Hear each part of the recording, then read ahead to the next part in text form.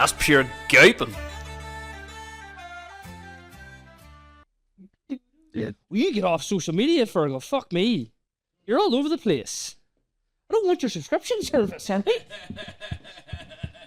Might need it in the future, I'll see, lad. So we're doing OnlyFans. I'd subscribe. But I don't need your branded. Don't want your fucking subscription. I hope we're recording. OnlyFeet. I would pay for your OnlyFeet. Would you? Yep. I'm surprisingly small. I don't know if that's surprising or not. That's small feet. Small socks, small toes, Exactly. small shoes. That's very crude. You're the outlier. 2025! Are we good, Jude? Are we started? I think so, man. Aye, we have. I can't really tell because this feels weird. Welcome, Jude. Jesus. Jude Mullan. Jude Mullan. Is that French? Jude Mullan. It is now. Actually, I put an E on the end of that song. Jesus, you wouldn't even be spelling my name with an E. I read everything that's on this, like it doesn't matter what it says. Welcome, Jude Mullan. Where are you from? I didn't sign up for this. I thought we were just here to attack, and now I'm in the grill. I thought this was going to be a. I'm only joking. Oh, it is. I've got a few. The green fields of Ballerin. Fantastic. I don't know where that's at. Oh, fuck away, don't you? I honestly don't. You've explained it to him about 7 times. Hold on, I think it's between. Hold on, let me try. Shit. Coleraine and Garva. Not between it, but you're in the right side of the world now. But no, this feels weird being in here, sitting behind the camera pretending to be pro Felt, and then you slag Ballerin off the very second to come out here. Typical. I don't know where it's. Still don't know where it's. You just can't do a mega menu of Ballerin because there's no food place. But you ever eaten Garva? No? Oh well, aye. Yeah. Is there any nice places? Well, like BG's, good chippy, yeah. Yeah, decent. We've got a mega menu in here anyway, so it'd be grand. We do, yeah. It's for Jude. Let's do a Korean then. No, do everywhere. Just do probably the north of the island. Welcome, Jude. Fergal, welcome. How was your New Year, Christmas? It was good. It was too good. Why? A lot of drinking. Right. Sure, that's class. A lot of, you look good myself. A lot of eating. You look good for it. Nice lad. So New Year, new me. Off the booze, as you can see. Yep. On the water. Porn bastard. One of those cunts. Jude, would you stop it? You're on the podcast here. He's too quiet. I have to get him up here. I have to make sure his last really nice and live. I know I am. Fuck everybody, lad. Ruining people's commute on the Monday morning. People love it. You love it, just. Yeah. We welcome the brains behind the production of the podcast, Jude. The brains. Let's not say much there. Thank you very much for it. Thank you for coming, Jude. I knew you were coming anyway. It's good, and I could be sitting here fucking when you bastards to be sitting here. Typical. Thank you for setting. It's nice. Thanks for setting things up. Huh? Yeah, I've no idea what's happening over there. Should be fine. Yeah, as long as the light's on, right? Yeah, I can see a red light. So must be this recording. Yeah. Grand. Keep an eye on it there, Fergal. Anyway, Jude, as you know, we do a bit of a quick fire. Aye, and it's never that wide quick, but I don't think I'll be that wide quick at it either, but anyway. No, sure. You'll be grand. Favourite brand of tea? Fuck. Alright, well, don't be losing us sponsors here. I'm gonna be really awkward about it. Right, so Panjana is what I was reared on. No Tedley allowed. No. But have you ever had Yorkshire tea? I've heard of it. Yeah, I've had Yorkshire brand tea bags are good, and I wouldn't say that lightly. What shape are they? Square. No, square. No, I haven't seen no square. Rounds, Tetley, they're stinky. No, they're terrible. They're grey. I don't trust circles. But usually just Panjana, Barry's tea. Just good tea. How do you make your tea? What's your process? Tea bag in for a long time. What do you mean with nothing in? No, hot water and Jesus, what are you saying a prayer over or what? Water boiled, tea bag, hot water, let it steep for a while, and then a wee drop of milk. That's it. Wee drop of milk. So yeah, no sugar. Unless you're hungover. You're hungover, it has to have sugar. Wee bit of sugar. Yeah, would you put sugar? Oh, if it was hungover, yeah. Gets the blood. Yeah. And there's something about where you're at, is very important to tea as well.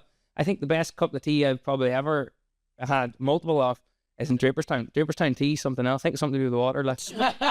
Well, what setting were you in? don't know, like Glasgowbury. How did Glasgow make you a cup of tea? I wonder why it was a good cup of tea. And Frank Mickledowney does the sound in there and stuff. But he makes a really good cup of tea. And I don't know if it's, I think it's people in Draperstown are obsessed with tea. They are. And that is something to do with the water as well, I think. I'm getting flashbacks of A Frank. lot of tea being made right. And that's like real good dark coloured tea, none of that shake black. Yeah. That's a good one though. You need to do a poll about the best Well, time. you know, I've been into my coffee too, like, and somebody pointed out to me, it's like when your water's very, you know, water makes up most of the drinks, so it's probably important, you know. So I'd say the good mountain water up in and Draperstown is pretty good, yeah. Makes sense. Yes, now we're getting somewhere with that. Potato bread or soda bread? That's another complicated one, lad. This isn't going to be quick. There's a right answer. I know your fucking right answer. It totally does depend. I'm gonna say, fuck, this is complicated. Right, I'm gonna make it complicated. The soda bread that everybody eats here is fucking shite. If you're buying your soda bread from the shop, Yes. no matter what brand it is, I'm sorry, but it's all shite. Shop made soda bread shite. Pure dung, lad. Pure dung. Who made soda bread? And I only really realised this recently. The stuff I was reared on my granny would make and my mum makes. We would have just called it griddle scones. It's just a very simple recipe. Put in a griddle, and they come out like a soda fart. But I never thought it was a soda fart because they tasted nothing like soda farts. Yeah. They're like really nice, sort of crunchy, and you know, on the outside, and then nice and soft in the middle, freshly baked with a lot of butter on it. And that's the best thing ever. But I would say, I'd say if you had one of those, John, you'd maybe think about your Maybe. But at a different place, you know. You know, I would have that. I wouldn't even be for a fry. It would be with just bread and butter Yeah. and a cup of tea. I wasn't reared in that way, like, so I'm jealous. There's a lot of guests came on said the same thing because they're like, oh, they miss the smell of their granny's kitchen or whatever. But it's the same as like the shop ones are salty as fuck. Do you ever eat like it's dry and crumbly and far too salty? Preservatives, Probably because probably. Yeah. They shelf life. you'll be lying in your hang for ages and no blue mail on it. You know. Scrambled eggs are poached. I love food. I would say poached probably. What way do you take your eggs? Usually I would fry them just because it's the handiest for me. Just sounds fried egg.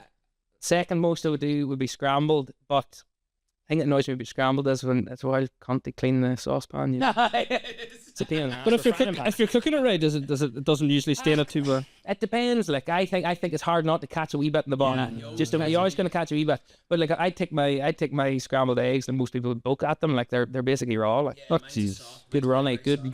You know, it's either them overcooked scrambled eggs for shit. You know, you go to a hotel, the scrambled egg. Would never eat scrambled egg in a hotel in my life. Couldn't pay it. Pure dung. It's stinky. Like But you know, it should be basically raw. I know you're saying this is disgusting, lad, but see if you were to put a couple of eggs into a saucepan. that's a chicken fetus. That's a chicken fetus, lad. 100%, lad.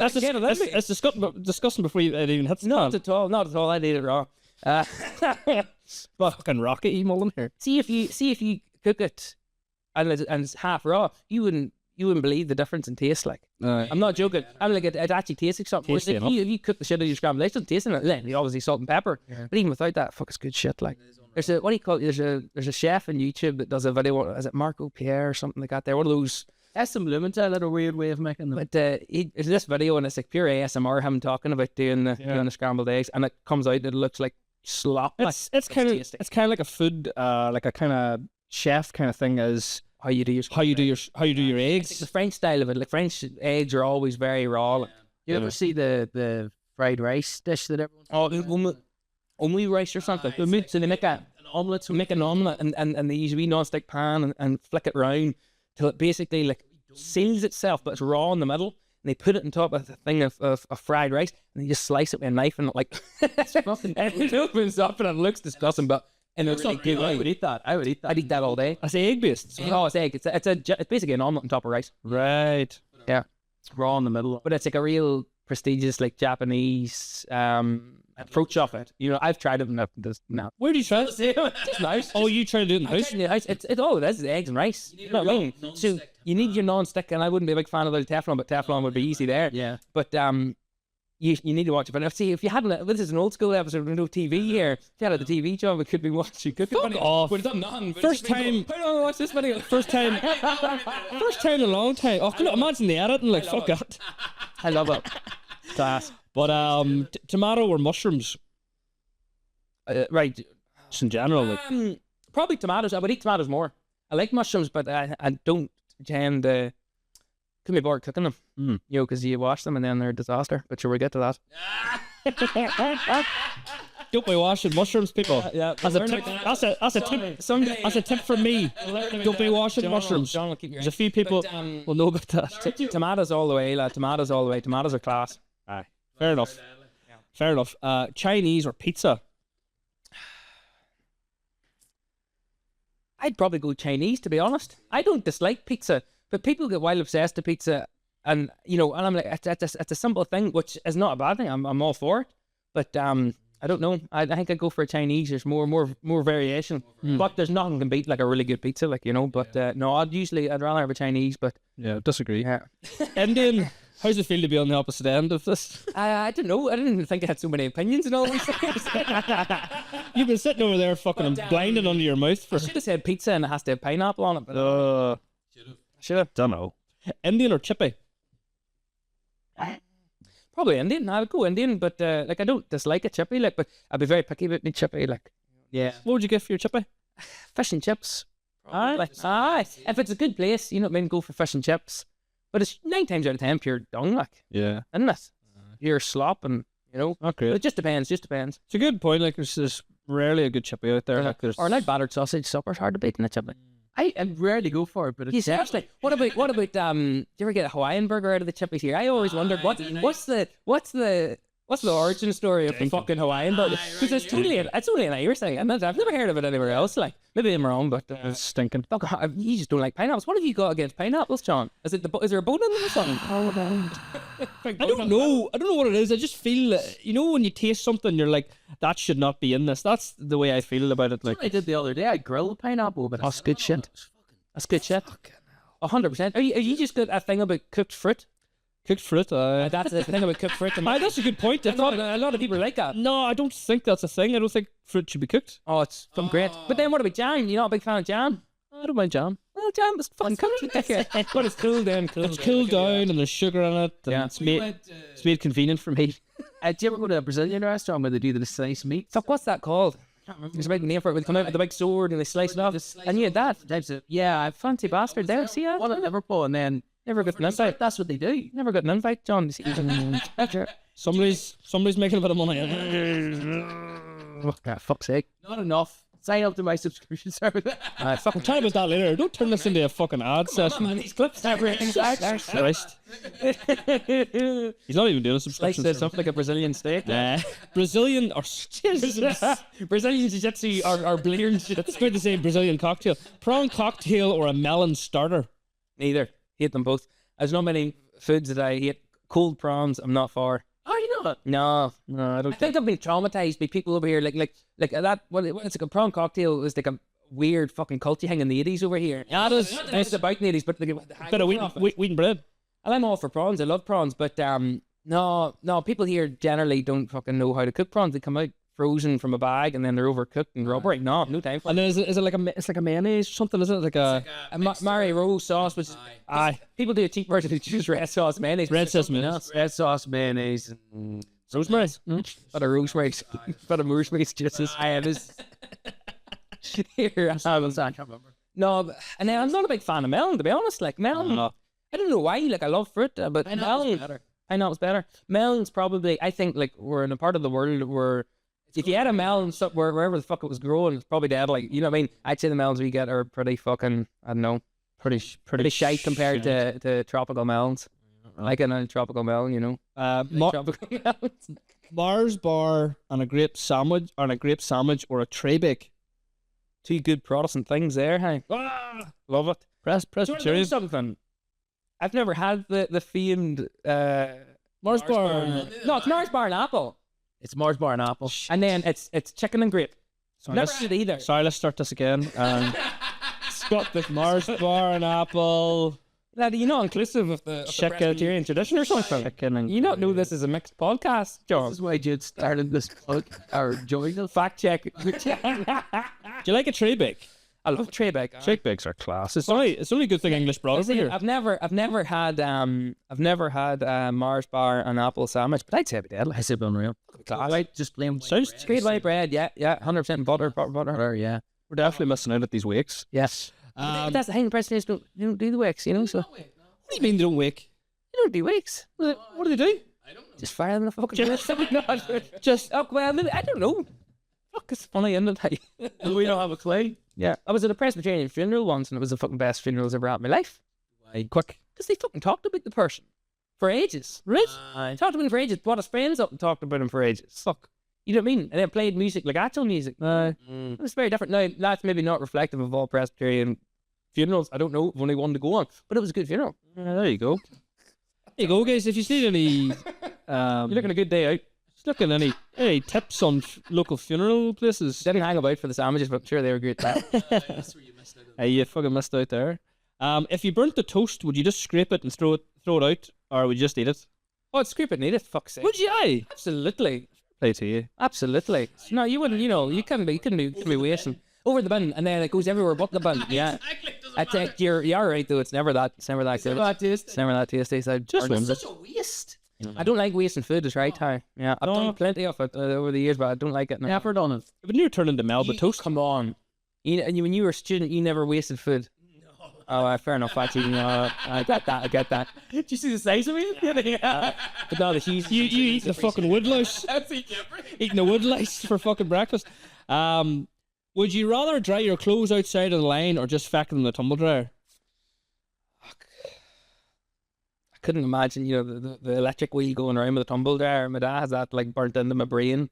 That you'll be using electric on the world's end. Money? Because of money.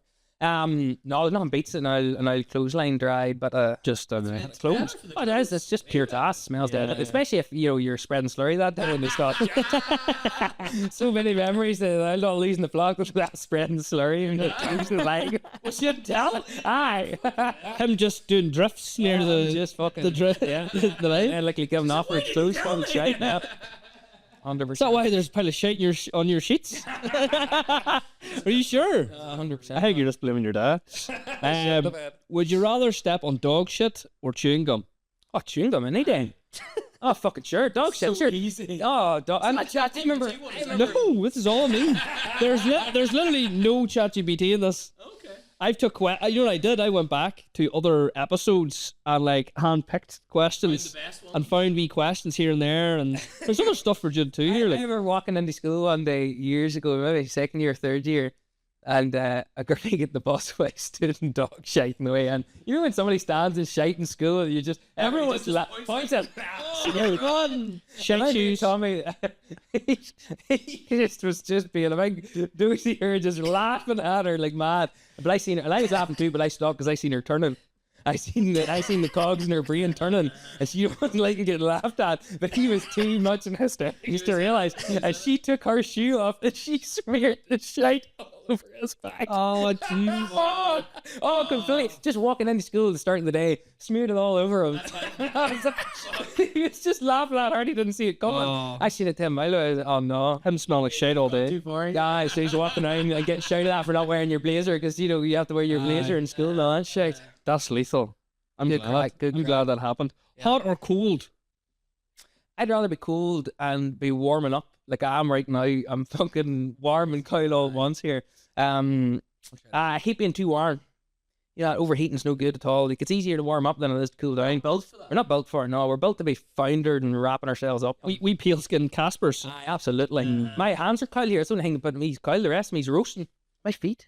No, now that you point that out, my feet aren't. They're not. No, they're made for running. Not them. Yeah, no heat in them. They're made for fuck all of them. These are great shoes. Sure, you're not running now. Why are you wearing them? Because in case they're In case you need to go running. Never know. So I didn't want to slip on the ice. There's a lot of ice around. Do you know something that they're good for? They're good for the ice. Exactly. Yeah, the trail shoes are brilliant. Compared to. Yeah, I haven't had them off. No, it's happens. Aye, that's right. Bill Gates or Elon Musk? Oh fuck, neither, lad. For like a couple. Well, you have to pick one. Like, this is quickfire, Oh Jesus. and you don't have to have a reason. You just have to pick one. You don't have to. No, I'm sorry. I've been here. I've seen people not. Neither. I You're probably going to think I'm a options you give me. As of very recently, I probably would have said Elon Musk, but the guy's a fucking nut job. The guy's a nut job. And then the whole hatred of Gates Gates and the Epsteins. Yeah. Oh fuck! Is he in with the Epsteins too? He made computers as well. I know that. I was just kind of thinking. I was like, well, he gave us the Microsoft Office and all that. But then the charges fucking wild money. But the reason is his whole farming thing. He buys up all the farmland. Which no, I don't. I think I'd pick the bullet in the head option there. Who's that? The third option. Just shoot myself. Elon Musk. No. Favorite sport? Probably doesn't even hurling. Probably hurling. To watch and play. I played hurling for a few years. For Swatter, but Ballerin didn't have a hurling team. Well, we did actually when we were underage. Actually, we did. Fuck, that was great crack. Blast from the past. I think I did nets for the under 14 team when I was like 8 or 9. You're not joking.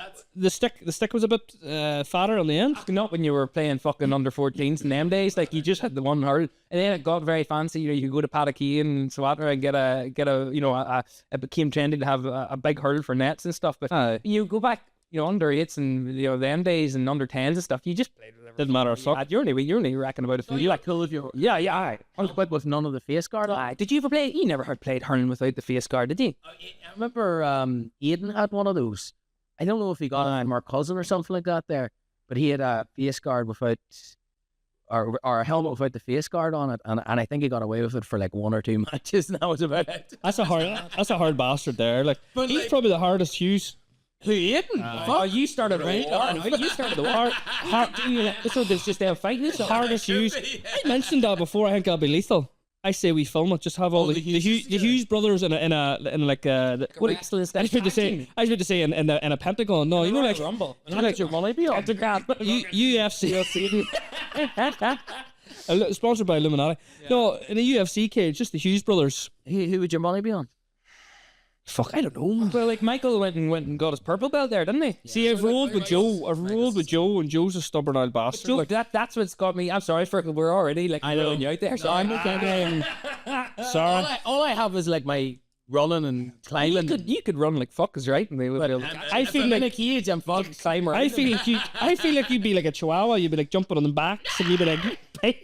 He'd be just humping legs. Like I think Michael and Joe would be like a Dragon Ball Z like multiple episode boss fight. Yeah. To be honest, like Michael they wouldn't give up, but like for like Joe would just he'd be dead, like his nose would be around the back, and they wouldn't give up. I feel like he would. I feel like skill and martial arts and anything that they do doesn't matter. I think it's just blunt force stubbornness. Like I think there's a skill in stubbornness too. You don't think I'm stubborn?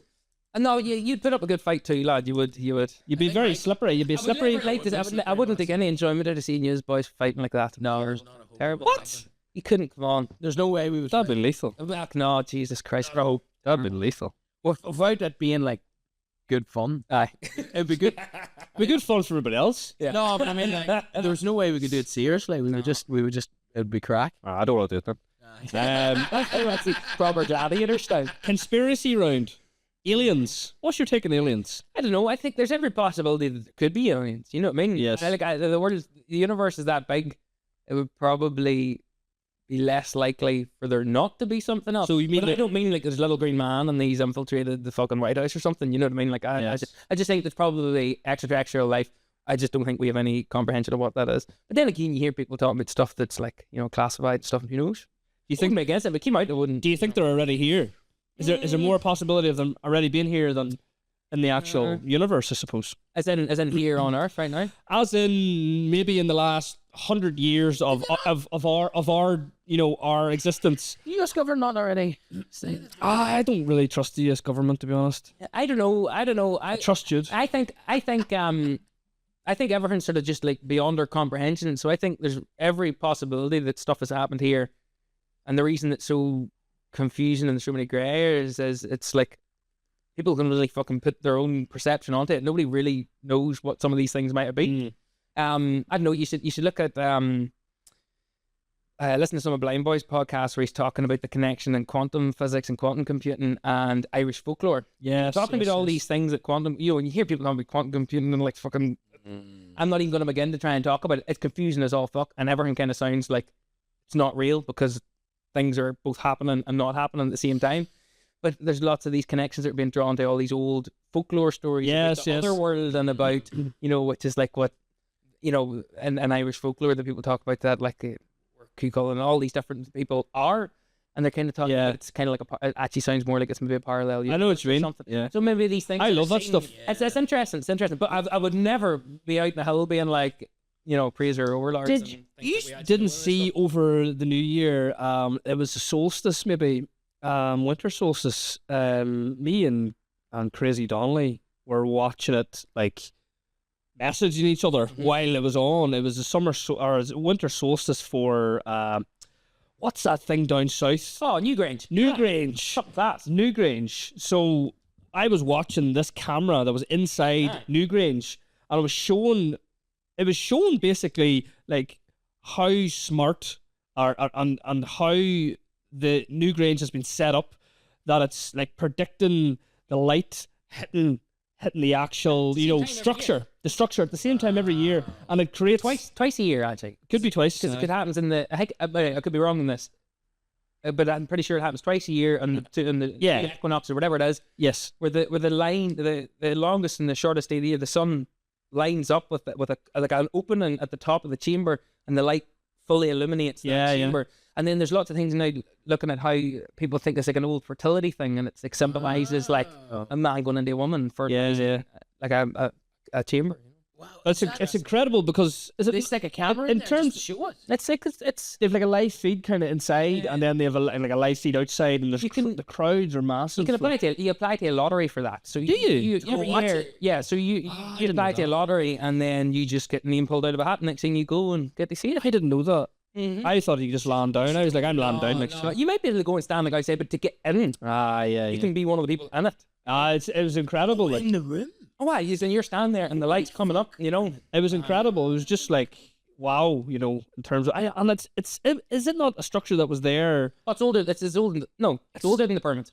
It's older than the pyramids in terms of a structure. It's also like there's people look at Egypt. But it's if you look at other sites around the world and stuff, then see any fucking thing I tell you tonight that in any way sounds like I know what I'm talking about. I could be misquoting completely. Just it's true. But there's things that have shown that they're all like lined up to they all line up with each other and in different ways. But the fact that they it's the same. It's just the intellect of someone that many years ago kind of makes you think like the insignificance of us as humans and like the actual possibility of us having life on Earth, and there's how many planets and galaxies and universes, and then you kind of like get back to probably is aliens somewhere, or they're not called aliens, but there's life somewhere else. 100%. Is it here? We don't know, but the actual possibility of us living and breathing, and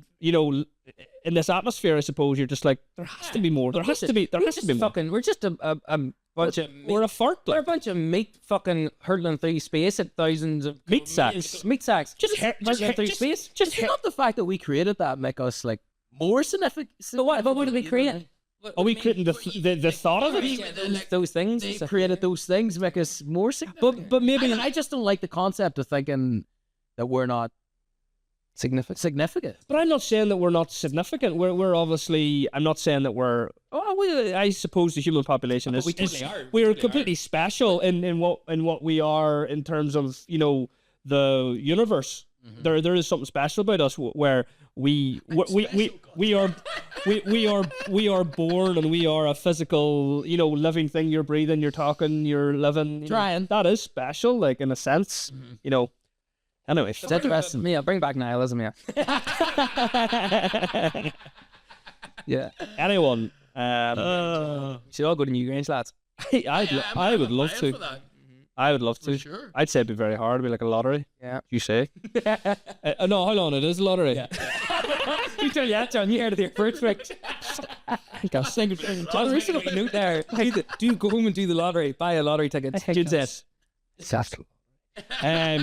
I wrote 911 here, but I actually meant 9/11. Oh, right. 9/11. We've discussed that before. What's your take on 9/11? I don't know, but You've seen the amount of like really distasteful memes that have come out around 9/11 recently that are like really young people on social media. They don't know anything about it. They don't know anything about it, so they're making these really brutal memes. Mental ones. Or it's like, this does happen next thing, and they just cut in a clip and like a reel of 9/11.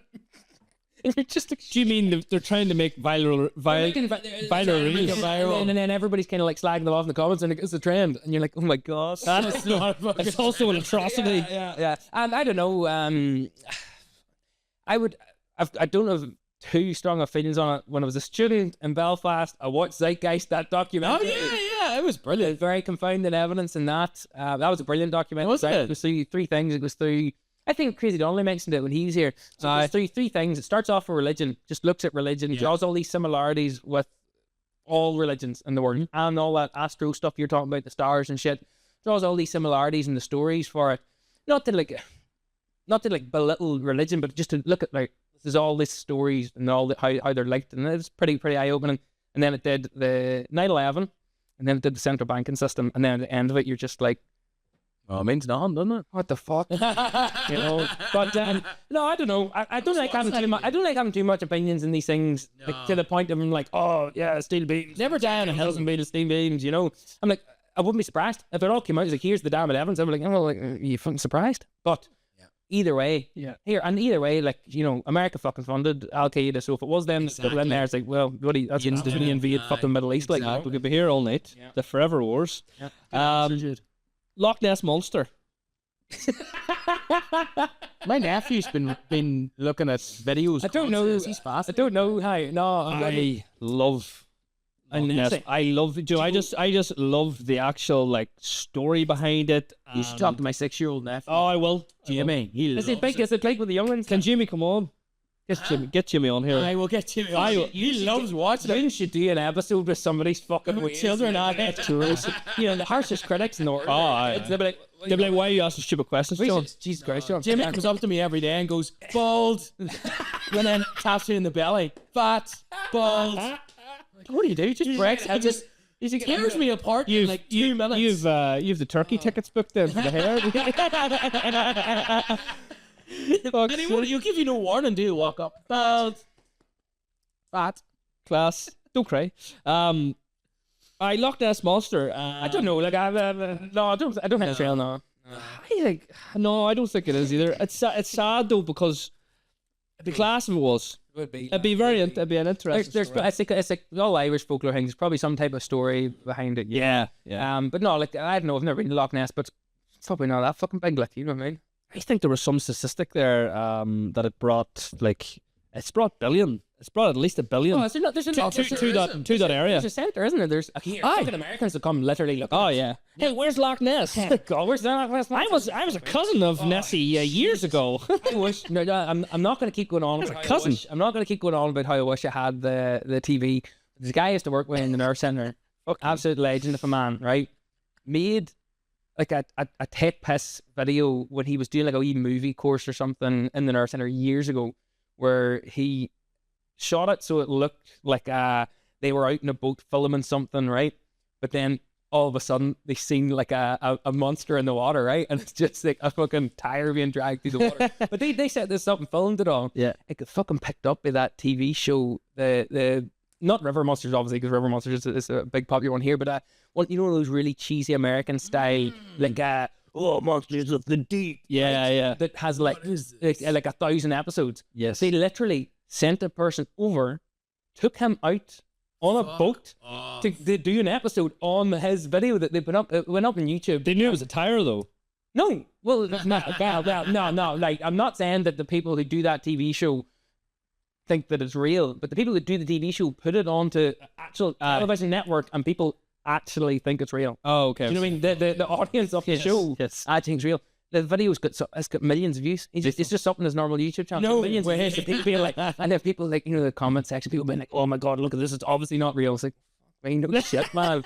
And the best of it is when he came, I think he filmed it down in Uri or something, but he's from Derry. When they came to do their video on it, he took him out to Foyle, Lough Foyle, which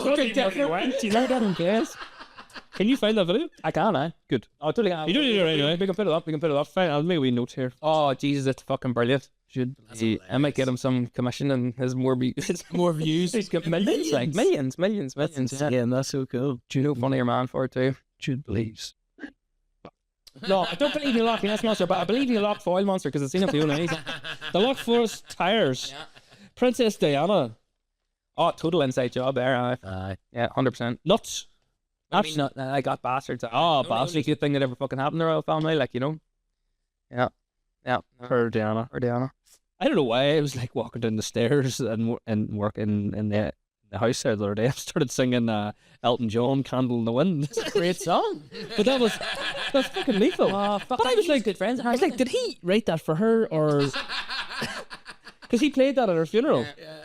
I don't know. No. I've no affiliation to the royal family whatsoever. I don't understand the obsession with monarchies at all. People get so, and you know, with the weddings and the funerals and all those people get so obsessed. I'm like, I just don't get it. I'm like, It's a celebrity thing. it's also people love to get fucking subjugated. It's just like inner nature to be like, yes, praise the fucking people that are better than me. It's like, no, they're fucking bleed blood. Like, Nobody's better than anybody. you know what I Like, mean? You just start into it, like, you know. it's a But sad. she seemed like a right on person and was treated like shit, you know. Yeah. Yeah. That's what happens. Yeah. Mega menu. Oh fuck. So the mega menu for any of our listeners and any of our viewers, the mega menu is a combination of a meal and a mega menu, if you will, and it is on this occasion for Jude. We'll use just his sort of his palette of the north of Ireland and surrounding areas to bring to us a starter, a main, and a dessert, and within that, Jude can take sauces and sides and elements of all the places that he knows and bring them together into this one meal. And don't think too hard about it, Jude. Just No, I'm gonna be here all night. off the tongue. It's too difficult a thing to Off the tongue. I just love food, but We'll go for the I don't starter. know. Go for starter. We have I love what do you call that stuff? You know, like your salt and chili squid's nice, but I can't even think of a place that's been like the best of it. Specific, you know what I mean? I eat in a lot of places, and sometimes I go into phases where I fucking hate eating out, and I'm like, I could just fucking make something at home. Better. I like simple food, but also like, yes. you know, when I go out to eat, I'd rather eat something that I couldn't make at home. You know what I mean?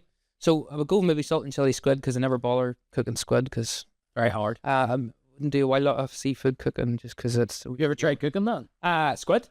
No, I never have. No, I started cooking fish recently, but no. Yeah. So to keep it quick, I'll go salt and chili squid. Don't know where from, John. I'm sorry, I'm not going to be able to name drop these. Look, Jude, that's okay. Oh, do you want to know? Don't know. Yeah. Be all right. Go ahead, move. Means, right? Means. Ian. If it was going to be awkward with the starter as well, I would do vegetable soup that somebody's fucking granny made as well. Not to give off to a restaurateur, people out there. There's some fucking brilliant restaurants. Hard to beat an old granny. Like, But there's something about fucking a home cooked meal, especially the likes of vegetable soup from somebody's granny. it's nearly like the heart and the sweat that she puts But into it. vegetable soup that has got meat in it, you know. Aye. Yeah, it has to have meat. Not that I'm, you know. Do you mean it's made in meat? No, it's made with There's like stock. there's like chicken stock in it. Yeah. And then sometimes there's a bit of chicken in it. Chicken bone, no. Chicken bone. Yep. Enough for that. So I'd maybe do that, and then oh Jesus, right for me, and it just depends on my mood. To be honest, for the longest time I would have loved like Italian food and stuff like that, but I think now I got a thing there a couple of months back in a place in Hollywood, of all places, fuck sound like an north down cunt here, called Frey, and they did it was the most unappetizing looking thing. You're gonna hate this, John, I'm sorry. It was unappetizing looking thing I've ever seen in my life, but it was absolutely delicious. It was a Caesar salad tartare. Do you know what tartare is? Yeah, It's tartare. the sauce. Oh, the steaks are raw steak. Raw steak, yeah. So raw mince. So it came out and it just looked like a pile of Parmesan cheese on top of lettuce leaves, but it had like minced raw steak with like a proper Caesar salad sauce that was made like from scratch. And I mean, I never tasted it. Oh, it was good. So that was the Frey and Like starter. yeah. Sounds like a starter. Was that a meat? Well, it was one of those places, you know, where places do kind of tapas now, so it's hard to tell. So fuck it, we'll throw that under the starter jar. And there's 3 starters, right? I had 3 starters. This is also my death. They're only Fucking sounds like it's meal too, sharing it out. give us a big main. Give us a full fucking a full bodied main. If I'm gonna, you know, I'm gonna make this just a takeaway now. There's a fucking great Chinese in Belfast called Castle Hill. It does really good Peking beef. Really good Peking beef. It's kind of, you know, you get your like salt and chili chicken. It's kind of like a sweet and salty, kind of spicy, but they do really, really good Something beef. about Chinese beef as well. They're just so Because thin. the Chinese beef, they put it in a thing that breaks it down and it doesn't make it tough. Makes it easy to eat. You know, you don't know how to do that. Salt and chili chips from YOKO and Coleraine. Like your salt and chili chips were a thing there like years ago, man. Like how long's YOKO been in Coleraine when it used to be beside At least 15 years. yeah. And then it's I still fucking burnt down, didn't I? I saw it burnt down twice, 3 times, man. 3 times. 2 or 3 times. Did you ever hear the story about that? It's a good old money. No, but you ever hear the story about that? No, go on. So, look, again, Allegedly. allegedly, disclaimer. So, there was always, and to this day, the original Coleraine North Coast restaurant was the Watermark, which is still there. Yes. Yeah. Long-standing, old-fashioned, like traditional, No. like here type of, but like this type of part of the world's Chinese food. You know what I mean? Yeah. And that was the only one there. So that would have made a lot of business. YOKO opened and like revolutionized China. I think there's as good a Chinese sit-down restaurant in the country. Like, you know, people talk about Zen and stuff in Belfast. I've been to it and I'm like, this shit, YOKO's so bad. Yeah. You know, YOKO's great. And it used to have a really big menu. It was in recently and It has got to I thought it's maybe changed hands, so I'm not going to vouch for it right now. Like, but so anyway, YOKO opened up and just obviously stole all their business, you know. But the word on the street is that the original ones that have been here a long time had a bit of a connection with Yakuza, like. Cool. No, sorry, Yakuza's Japanese. Ah, shit. Triads. So they say, so it burnt down and They were water margined. burnt down, and then if the second time it burnt down, apparently it was because of bad business deals and your guys just trying to get money. And then it opened up in the what do you call it, in the jet center. It can't burn down. It's a bit safer there. It's safer. Yeah. Better security. No, I remember going. And that could all be absolute bullshit. Like, it's all hearsay. Like, Yeah, I remember going. Allegedly. I remember going to that place for feed and driving up to Coleraine and just seeing the flames. I'm like, oh, no way. Just like Yeah. But here, spicy beef. I can't do this, Meg. It's too many things. I could just be on all day about food that I eat. Well, give us a dessert then. Dessert bet. Pavlova from. I love pavlova. Pavlova's deadly. I'm not a big dessert person when it comes to. I'd rather eat my dessert 2 hours later when I'm at home. Exactly. You know what I mean? And I like a sweet thing, but I see this 3-course fucking meals. Man, I never do 3 courses. I would rack you with it. I just go and have me a meal. That's it. Yeah.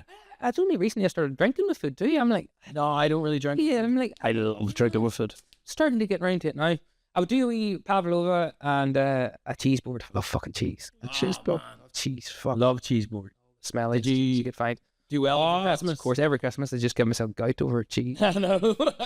It's class. Me Class. and Joe go nuts. Ah, it's good. It's good. Actually, I'm dog sitting for Joe tonight, and I'm sure his fridge is filled with cheese still, because there was that much. I brought cheese over. We were friends in boxes. Exactly. I brought cheese over. I think someone else bought him cheese as well. So Couldn't beat it. You didn't see that place in Belfast? I Lost all their cheese. There were a big fancy cheese shops called Mike's Fancy Cheese, but they make one cheese themselves called, it's like a type of blue cheese called Young Buck. It's fucking good shit, like. But they went in the day before Boxing Day or something like that, or the day before Christmas. Aye. And their fridge obviously packed it in overnight. The entire, like a room the size of this room, All their products. all the full wheels of cheese. Man, you're talking, I don't know, I'd say hundreds of thousands of pounds worth it. Probably. You know what I mean? You ever hear people talk about like how much a wheel of Parmesan and stuff costs? A lot of money in there. That was their maturing room where they'd be leaving it for like 6 months. All just melted. That's sad. Imagine the smell. Oh. But yeah, terrible. Do you ever see them making the spaghetti and those Parmesan cheese, the big cheese boards? But I seen it in George's Market. I seen them doing that. Oh my God, that is rich. Gluttonous. I don't know about that. Don't know about that. I don't know. Aye, it's Sometimes just about if there's a spectacle involved, it's not no shite. Yeah, But I haven't had it, so I wouldn't it's a know. bit overpowering. Do you ever go to St. George's Market? I've been plenty of times. I think it's just for the fucking Americans. So it costs a fortune. No, I'm being facetious dick here. Like, I know one of the.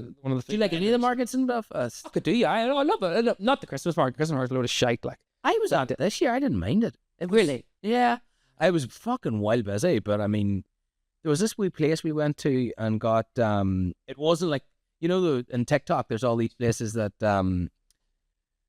are meant to be famous, or like they're hot chocolate with a cream over it and all that sort of that are all probably That's a sheer life. yeah, shit. But we went to this wee place that no one was at, and he was doing samosas. Oh, it's like wee potato ones. Is a holy fuck. They were the best things we had. Kind of see all the stuff for the spectacle, like they're in. It's usually shite. It's usually no harm. Like I do a lot of cooking. I love cooking, and I've started. You go on like TikTok. TikTok's a great place for finding recipes. And I don't know if you're like me. I would like save. I've got a folder and then just to folder recipes. I don't get around to making them much, but I made a decision this week about the whole fucking TikTok recipes. They're all absolutely fucking shite. I think so. It's just people on TikTok know how to like eat things with a big shit eating grin, big smile on their face, and make it look like fuck that must be great. And you go do, you're like, this is the worst thing about this. Right, we're getting on the influencers then. Fergal. Food influencers. Fergal. Fergal's just as bad. Sorry lads, I was just taking a wee toilet break. No, not that quick. We've been in here for half an hour, lad. That was big shit. Blacked out. Strenuous. I actually have something to do with hemorrhoids in this later on. Three guests at your dinner table. Oh, I think about this every week that happens. Hey, we've had some good ones, haven't we? We have. I think to keep it local, just because I know you fucking boys love Marfeld. Don't be appeasing us. I think I would have to do. And you can tell me if this has been done before, because maybe it has been. But Willie Paul, Hoot and Annie. No, and did they know each other? No, they used to row. It used to be like a town. Like it used to be like a standoff. They'd meet halfway up the room. No, they'd meet in the bus. They'd meet in the bus between Maghera and Marfeld. Who else? Who would you throw into the mix there? Hey, some absolute fucking Egypt. Why do you fucking Alex Jones? why do you want Egypt at your table? Like, I don't want to sit around a dinner table and listen to people fucking talking all over. I don't know shit. I want somebody to be an absolute spectacle. You know. There'd be very little eating been done there, wouldn't there? Well, there'd be a lot of drinking done. Definitely a lot of drinking. That would be good crack. It would. It would. That was very good. That might be our best answer yet. That's one of our best. But I always thought that, like, why? Because usually somebody will throw in like an old wild card for it. But I like imagine those two and the one Stephen Hawkins and stuff like. Fire Stephen Hawking and them too. Yeah. You get sick of them, you just turn them off. I cannot. Yeah, damn what tunes are silly. Did you ever see the Simpsons episode? Like Homer started going over and like talking for him on the wee dial. Oh, aye. So that's three of them. So Willie Paul, Hoot and Annie, and Alex Jones. Actually, there's no use actually. The more I think about it, I thought you would have some like sort of musical legend or something. I don't think you should meet your heroes, lad. I agree. I think like see the people that you love and you think are great. They're just fucking human beings. Is that what happened here whenever you came into this podcast? I just fucking. Who you? You? Sitting at me going, oh my god, I'm gonna message them, fangirl them, Fergal. Oh my god, I love you, Fergal. I love your podcast. We're just the same as everyone else, like so. But no, I don't know. Like, I have no interest in meeting the heroes. No, I think you're dead right. Anytime you meet someone that you're dickheads, man. If they're celebrities, they're all dickheads. Yeah. Very few celebrities keep their keep themselves grounded. Like, you know what I mean? Aye. You know, very few. Very few. Do you know one that I heard the other day I thought was interesting was Christian Bale. He drives, not that he, sure he has plenty of money, like, but he keeps some sort of a day. I was watching all these different celebrities that keep a real like mundane life even after all the millions they have, and Christian Bale has one car and it's like an old Toyota from 1997 or an old pickup. Oh, no, did you know what it is? It's like a Toyota Hilux. It's a fucking. No, it's not a Hilux. It's not a Hilux. It's like a Camaro or something. Oh, but it is a pickup. But supposedly it's one of the best made pickups ever. Like I'm going to say I think it's a Hilux. It's not a Hilux. Fact check it. Fact check it back here. We need a Jude. I should look at Hiluxes are fucking class. Hiluxes are class. I was in front of one there on the way in. I want my dream car is a 1997 red Hilux. Like I mean, 1997.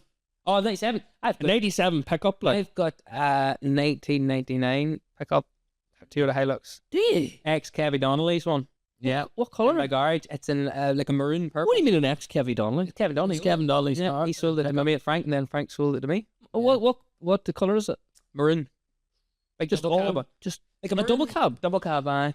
So it's full 5 seats in it. What's you she know? selling that for? I'm not. It's in a million pieces at the minute. I've rebuilt the engine in it, and that's as far as I've got. I need to get it back in. Whole thing. It's been. We're a bit cloudy, dude. Well, this is the thing. I get my dad's a diesel fitter, like a digger mechanic, all his life, and I never would have thought like, he never did any work on cars ever. Yeah. When we were growing up, and I always just thought it was because must be something inherently different. And it's just because we working on diggers all day. Why would And why would he do his car? Would leave it into the local mechanics or people from Ballerin and then working in the Gate Club and just give them the business, you know? Yeah. But then I sort of a penny dropped one day. I was like, of course he knows how to fucking do this shit. So I started getting him to pick his brains to learn off him, you know. But he'll only work on it over the winter months in the garage. And it's ice cold. because he's less probably work to do. Yeah, see, he goes, what type of fucking idiot would be in the garage working on a farm in the garage when there's farming to be done? And I said, and then it gets summer, I'm like, come on, we'll do this. He's like, are you joking? He looks at me like I'm an absolute fucking idiot. This time of year, he'll be in the garage till 11 o'clock at night. Work. Is he working on it? No, not without me. He gives me shit. He's been sitting there for the past year. I haven't touched it. I go down every now and then, do a wee bit more, but so it had a blown head gasket on it when I got it. So it started off with like I was just doing this one wee thing to it, and then I just took more out. But then I learned lots when I was doing it. You know what I mean? So you're learning bits and pieces as you go. And I might just do a full restoration on it. And then I mentioned it to Kevin Donnelly. He was near tears when he found out I had it. Was his? Well, he knew.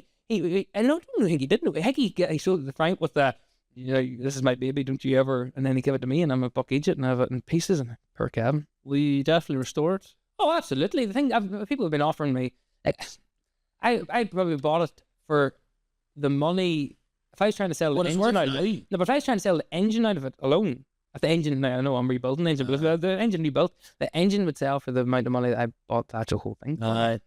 Serious money now, so they are. Oh, yeah. I'm moving up bed off you then. Okay. That's not actually a lot of money. Like it's not. It's by no means. It's by no means an expensive thing. Like We'll talk after. yeah, absolutely. But it's good. Good job. Very good. You're learning a lot about you. So my Toyota Hilux will be my third person. Where did that come from? You're gonna eat in the Hilux. Yeah, actually, Crazy Donnelly was my third person. Crazy. And he'd be like, Jude, Put them all. don't you fuck around with that Hilux. I mentioned that I was thinking of respraying it a different colour, and he Jesus. Wasn't happy. he wasn't having it also. No, what do you think about respraying a car a different colour? Like it's I wasn't a big fan of the maroon colour to begin with, but it's grown on me, that kind of. yeah. I feel like a car like that you can't. Anyway, Jude. 3 things you would bring on a desert island. Fuck. You're throwing everything at him, aren't you? Desert island, right? Well, like, what am I going to do? Is there any chance You're not getting off it. not getting off it? You'll hear. Fuck. You're staying there. I don't know. You've been Tom Hanked. What's on this desert island? It's surrounded by water. Well, that's usually yeah. I was wondering about that. Hold on, would you let me finish? I'm trying to set the fucking scene here. All right, it's surrounded by water. Surrounded by water, palm trees. There is minimal animals. Don't know what the fuck you're gonna do. I think I can handle it. And there's a bit of cover from a rainforest-esque environment and a beach. 3 things, right? A never-ending lighter. There's no chance of ever running out. You're not allowed to do that. I said, I tell you. No, that's fair. That's fair. You're allowed that. That's very smart. A fishing I'm rod. not a genie, by the way. It has to be realistic. That's fishing rod. No, do you know what? I'm reeling this back. It has to be a realistic object. Realistic object. Can't be a fucking genie lighter. What would fucking make fire for a long time? A warehouse full of lighter fluid. Yeah, like with 50 million metric tons of petrol. Sound like a fucking megalomaniac.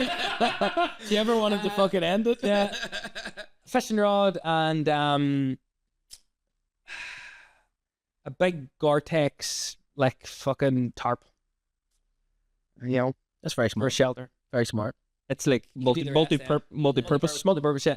And then if I didn't want to do that, I think just one thing, enough heroin or like magic mushrooms to like, well, I'm stuck in an island. I'm just gonna, it's gonna. There were two ways with you that. could take Yeah, that. it's too sort of. Might as well freak out. Try and survive. Like nobody ever wants to do heroin. I'm like, well, what else have I got? Like, Who's going an amazing album and then die. who's going to shame me for this? It's probably deadly. Yeah, look at all the albums that's been heard on it. But yeah, okay, everybody likes to think that they'd be able to survive, like, but fuck, That'd be very difficult. that'd be difficult shit, like. Yeah. No, I wouldn't. But if you could feed, you know what they say, you need fire, you need shelter, and you need food. Yep. So, Would you not get a boat? oh well, that would have been a good idea. Maybe I like this. I only thought it there now. I'd probably get a boat. No, a fucking boat would be. I'd probably get a It'd be hard out there in the ocean. Like, well, do you know how to seal? compass. the fuck you And said. I- Compass, you didn't know where you were. Well, And you said you're not getting off this island. That Did was I? one of your- Yeah. That was one of your. Ah well, rules are meant to be broken. Music round. Elton John or Daniel O'Donnell? I don't know. I used to be like, I grew up like any young Irish person going, Daniel O'Donnell is he's like the own like love of real world, but like he's grown on me in recent years. There's something about him. He's like a national treasure. Or Daniel? And obviously Elton John's like a fantastic musician and stuff, but I never listened to him. You know what I mean? So I'm gonna have to go with Daniel on that. Would you be a big listener to Daniel O'Donnell? Oh, but like I wouldn't be a big listener of Elton John either. Like You were slabbering at me in one episode about Daniel O'Donnell. like, this is the thing. You just kind of assume he's a I don't know. He just comes across as such a square. Yeah, and he is. But like I don't know. He's a national treasure. He is. National treasure. Something about him. It's one of them ones, as you say, you don't want to meet your Arnie, he's lovely. Anybody I've met that has worked or met Daniel O'Donnell says he's a nice man in the world. I imagine he is. Like in his TV show and stuff, when the cameras go off for like the intervals and stuff, he's out to the front row of the crowd talking to them. How are you? And this. But who knows? Maybe he's like an absolute fucking freak in behind the door. Some Maghera, just sadomasochist, tying each other up again, Doing freak out parties. flicking beans. Freak out parties. Cups of tea. National treasure. Yeah. He's good. Cups of tea and scones. That'd be scary hearing his voice over a gimp mask, wouldn't it? And this is the thing, that he's in some fucking voice. Like whether you like it or not, like, for years his voice made me want to like die. But like man can sing, like He can sing. You look up. There's a really good version of him and Christy Moore doing Mary from Dunglow Together.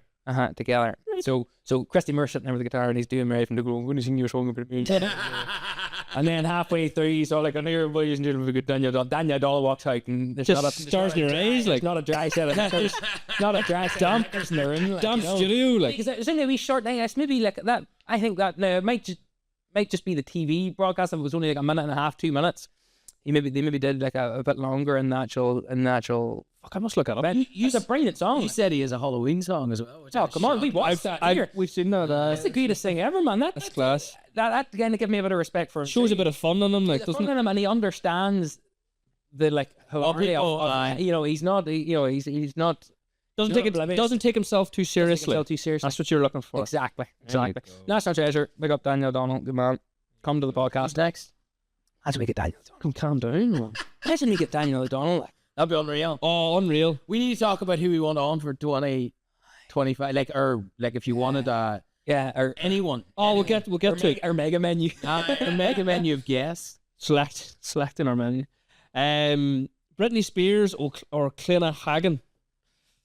You ever heard of Clina Hagen? No, sorry, I haven't. Ah, fuck. I was trying to pick some obscure country. Hagen. She's a country singer. Irish country. Very local, like. Britney Spears. Sorry, Kayla, I have no idea who you are, but Sorry, Clina. Oh baby. No, that's Britney Spears. Do know. sorry, no harm to it at all. No, that's okay. Don't do this. No, I just kind of was matching Daniel O'Donnell with a female. Absolutely. That's all it was. Just, Right you sorry, I don't even know who she is either. Sure. But I'm sure you're good, Clina. I know you're popular with the older males. Like every Irish female country artist. Yeah. Or any Irish female musician at all. Yeah. Brilliant. The older males. Favorite genre of music? Oh, impossible. Couldn't do it. You fucking give me. Look, I couldn't. this is your last conversation in the world here. Right, if I had to... What do you listen to most at the minute? Like fucking death metal at the minute. Randomly went back to heavy kind of thing. But if I had to listen to the scene, no, can't do it, John. Sorry, can't do it. Too many genres. I kind of hate genres. Kind of hate. Jude, turn that camera off. The fuck. Oh, fuck, the camera's off. Still on it. No, it's on. It's on. It's on. It's on. Looked at it. Here's a good one. Here's a good one for you both actually. Last CD you bought. Whatever. Oh fuck! I bought a CD actually very recently. The last CD you bought. I bought a CD. Physical CD. Compact disc. You put it in a CD player. Oh right, that's why they work. There's tracks on it.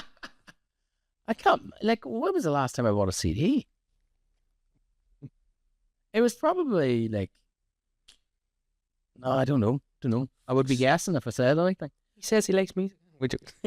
No, but I bought right. But no, he's big vinyl man. You been on his Instagram? Oh, that's a fad. That's a fad. Big vinyl. That's a fad. I'm buying vinyl. They're good. They're good. What's your last vinyl? I bought for Michael. Was No, what's the last one you bought for yourself? Fuck, I haven't bought much for myself. Because you admitted you stole them all, Michael. Most of them are Michael at the minute. But the one I got for Michael was Action Bronson. He's a rapper. And then there's Do you mind the night in the terrace laughs? Somebody turned to you in the front room and like, there's fucking Charles Bronson. So when you said Action Bronson, I was like, no, I'd be surprised how many times that happens. Like, and I'm complimented every single time it happens. Like, gorgeous man. He's a cool dude. But anyway, Jude, CD. So I hadn't bought a CD in a long time, but bought one very recently. Well, that's the question. You know, I was about to say, I did.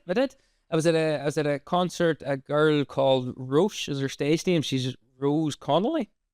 I feel like I've heard of her actually. She's kind of making a big thing. She's an Irish. Who's Connelly? Very. I think she was an RTE that recently or somebody something. But it was massive in the I don't even know how to describe her music, lad. So she does kind of like folk Irish inspired, but she basically does like Keenan music. Like if you've heard of Keenan, like the funeral music, the old Irish tradition of that Keenan.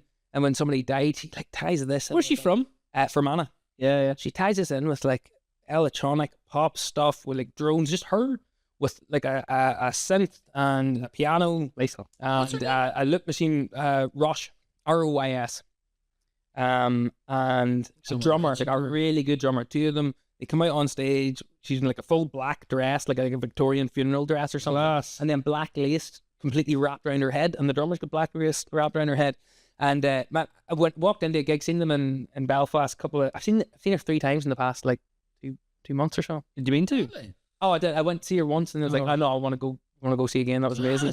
But so walked in the first time I went in, and was landed late to the gig, and you walk into a room and go, no, this isn't for me. This isn't my scene. It wasn't even the scene thing. Like I get it. Like I'm not. It was just like, oh, this is very fucking avant-garde. It was like, this is very contemporary. Like she was kind of like, it was like really, really mad. But I like walked in the middle of the song, right? You know, that's no way to. You can't make it. Yeah. And I was kind of like, fucking, this isn't about tonight. Like I'm a big believer in like it depends on your mood. Like you go to something shite, but if you went in a different night, of course it depends. So I was in there, and it's kind of, and you know when you land in late to a gig in a small room, and loads of people, and then you turn around, you're kind of like, oh, fuck, this is weird. And you're kind of standing there, it's just like, fuck, this is strange. And I was standing very, very much at the side, so I didn't get a good view of what was going on. He's got all this really lovely archival footage of like the west coast of Ireland, black and white, old archival footage, like cut in and as a backdrop, playing these really cool videos. So the visuals are beautiful. But that song kind of ended, and then she started into the next one, and I was like, this is fucking deadly. And then very, very quiet, very modest, sort of like sound in between songs and very little. And then she just halfway through the set goes, this next song is wee song that how my dad calls in the cows. And she just goes, suck. And like nobody else. It was in Belfast. It was I Did you start clapping? I didn't feel like a lot of people in the audience were from a culty background, and like I was kind of like, did she actually just say that? And then the next time I was like, no, she did say that. But like in my head, it was like, it blew my mind, because like every farmyard you go to in the world, they've got a different way to do that. Different way to call in your livestock. You know what I mean? Yeah. And I remember years ago, off my head one time at a festival, I was seeing Mary Walpers years ago in a festival in Donegal, and at one stage, like trying to get a thing in my head going, geez, that'd be a good owl. What we would call in the sheep, when we had sheep, was best. And I was like, fuck, that's a canal. Beat of a song there. And she pulled out this suck, and like this absolute banger of a tune. Like it was almost like a fucking dance tune. Yeah. And it just starts, like everybody starts going mental. Like, I was like, this is the greatest thing I've ever seen. Very different. It was the type of thing I would, I wouldn't be able to describe it. It wasn't, blew my mind. It wasn't the CD then? Or do you have the reason I wanted to buy the vinyl because I'm a big fucking hipster cunt too. And the vinyls were all sold out. I bought the CD just to give her a bit of support, and I just put it up in my office as a piece of art. Oh, that's cool, yeah. What's the cover like? It's nice. Still nice, like Celtic knotwork and a picture with the black face on. Cool. I remember my CD now. It's similar from years, but not as cool. Did you know Bob Blogg, the third? Bob Blogg, the man. Bob Blogg. We bought a CD. Whiskey or whatever. we bought a CD from that. Yeah. He's from Vegas, isn't he? He's from Vegas, yeah. He has a big, he's like a blues guitarist, and he has this like space helmet outfit that he wears, and he starts his concert coming out of the bathroom playing this thing, and then during he has all this stuff on the stage. He's kind of got like a farmer foot drum type thing, where he plays the drums with his feet while playing the guitar, and he'll slide and just like really like a pedal, just it's like a pedal for a kick drum and then a snare drum and another foot, and that's it. Boom, boom, boom, but he has he'll have like a wee paddling pool that he'll throw out in the crowd, and then everyone crowd surfs on the paddle. It's mental. It's the best. And his face covered up by a mask, but he's got like a telephone, like a receiver telephone, like stuck onto, and that's why the visor, and that's his microphone. His microphone's the really shit microphone, so it sounds a bit roughly and stuff. Were you at that concert? Yeah. I wear the t-shirt. Yeah. But you seen him live, didn't you? Oh, I was you told me about that. He plays here 2 or 3 times a year. He plays Derry and Belfast every single year. Where's he from? America? Las Vegas. Bob Blogg third. Oh, please tell me when he's coming back. Yeah, must look him up. Joe usually lets me know when cool shit's happening. But it's kind of good to go see. Of course, Joe does. We've all been into music for a long time. Went to see plenty of gigs. It's nice to go see something that you're like, fuck. I never be able to see that again. Yeah, you know what I mean. Yeah, and I think working in music and events kind of puts you off it for a while. For the longest time, I wasn't going to many gigs or. I like the wee ones. I prefer the wee ones. I hate big venues, not big ones. No interest in them. No interest in them. But I remember going to see the Scratch, in what do you call that bar? Deer's Head in Belfast. No, the one up behind the Boots. Back of Boots, Voodoo. Yeah, I was seeing Scratch at the top of Voodoo, and I don't think they're that big now. I don't think they'll play. No, never like that again. A wee small one, and there was some crack seeing them just wrecking the place. Unreal. See, Glasgowbury's doing they've been I noticed there was a photo. Nathan's been out doing their tour driving with the Glasgowbury fans. So every concert they did over last summer and stuff, it was Nathan driving them and tour driving, Class. And he went to Glastonbury with them as well. Oh, no way. G-Very massive representing Lethal Glastonbury. Real. That's class. That's very cool. Very good. This next one is famous podcast questions. So these are questions that are kind of well known from our podcast from over the years. Huh? Our super famous podcast. I wouldn't say the podcast is famous. I'm saying they're well known. They're well known podcast questions. So name 3 movies that Matthew Broderick was in. I don't know, but he fucking murdered them people at fucking Donegal. 175 point fine for murdering people. That was the main theme of our podcast for about. Was it? That's what we talked. The first 10 episodes, it was brought up some way, and I'm doing it now. Charles, or what do you call him? Ferris Bueller's. Yeah. That's one. I only really know 2. There's one. I know there's loads more. There's loads more. I know there is, but it's funny, isn't it? He just Hollywood don't care about murderers. They just put them in movies. Yeah. There's the 2 ones that I remember. That you can't help. Why can't I help? Look, he's struggling. No, that's me. I'm done. I have no idea. There you go. One. I'll do one. Godzilla. Damn it! Doesn't Godzilla? Godzilla. I loved. I don't like him. So I loved Godzilla. Loved Godzilla. So I think Jimmy's well into. Big thing now. Big thing. Kids love it. What do you call it? Inspector Gadget. Yes, good one. Do you remember that? Do you remember he was in that? Fucking Della, good man. Yeah. Well done, John. Well done. Wasn't expecting. Shall we think of another one? There definitely was another one. There's loads. He's- No, let's not give him fucking any more airtime. Murderer. Allegedly, no, I did. No, you actually did. Definitely. Reckless driving and good earlier. Fuck, I might even really get into it there. Do you know that he actually was in a car advertisement? Fuck. For which Years later, I can't mind. I think it was maybe Honda or something. And then the family wanted to talk, like actually talk to him and reach out about it, like not reach out, obviously he didn't mean to fucking kill the people, like, and then come to the wake and they were fucking. and he said no, but he still has a holiday home in Donegal, and he comes back all the time to Donegal. Does he still? Still comes back nearly every year, on holidays. No, again, we'll have to find him and run him over. We should. You know what we should do? We should do a wee docu-series. Try and find him. Trying to find Matthew. No, just go down there around the time that he's usually there and go, here, fuck, we might see Matthew Brown today. And then we video ourselves beating him. we could dress someone up. We could dress someone up. We could dress someone up in the distance and go, fuck, we find him, there he is. He's a murderer. And then we'll ring Belfast International and go, here, there's a murderer coming coming to the airport. Make sure to check, Don't let him leave Ireland. Anyway, what's heavier, a house cat or a bag of sugar? A house cat or a bag of sugar? Probably our most famous know one. this. Yeah, no harm, but like those are two massive variables. No, exactly. Jude, I'm gonna give you a bag of sugar. Probably a house cat, lad. I probably is. Because it depends how much you feed the cat. It depends the fucking weight of the cat.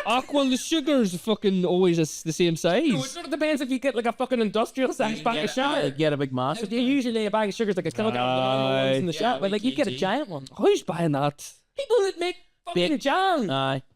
Big jam man. Well, we'll just be realistic about it. Like, either a house cat or a bag of sugar, or it's not a house cat and an industrial size fucking I'm gonna say a bag of sugar. vat of sugar.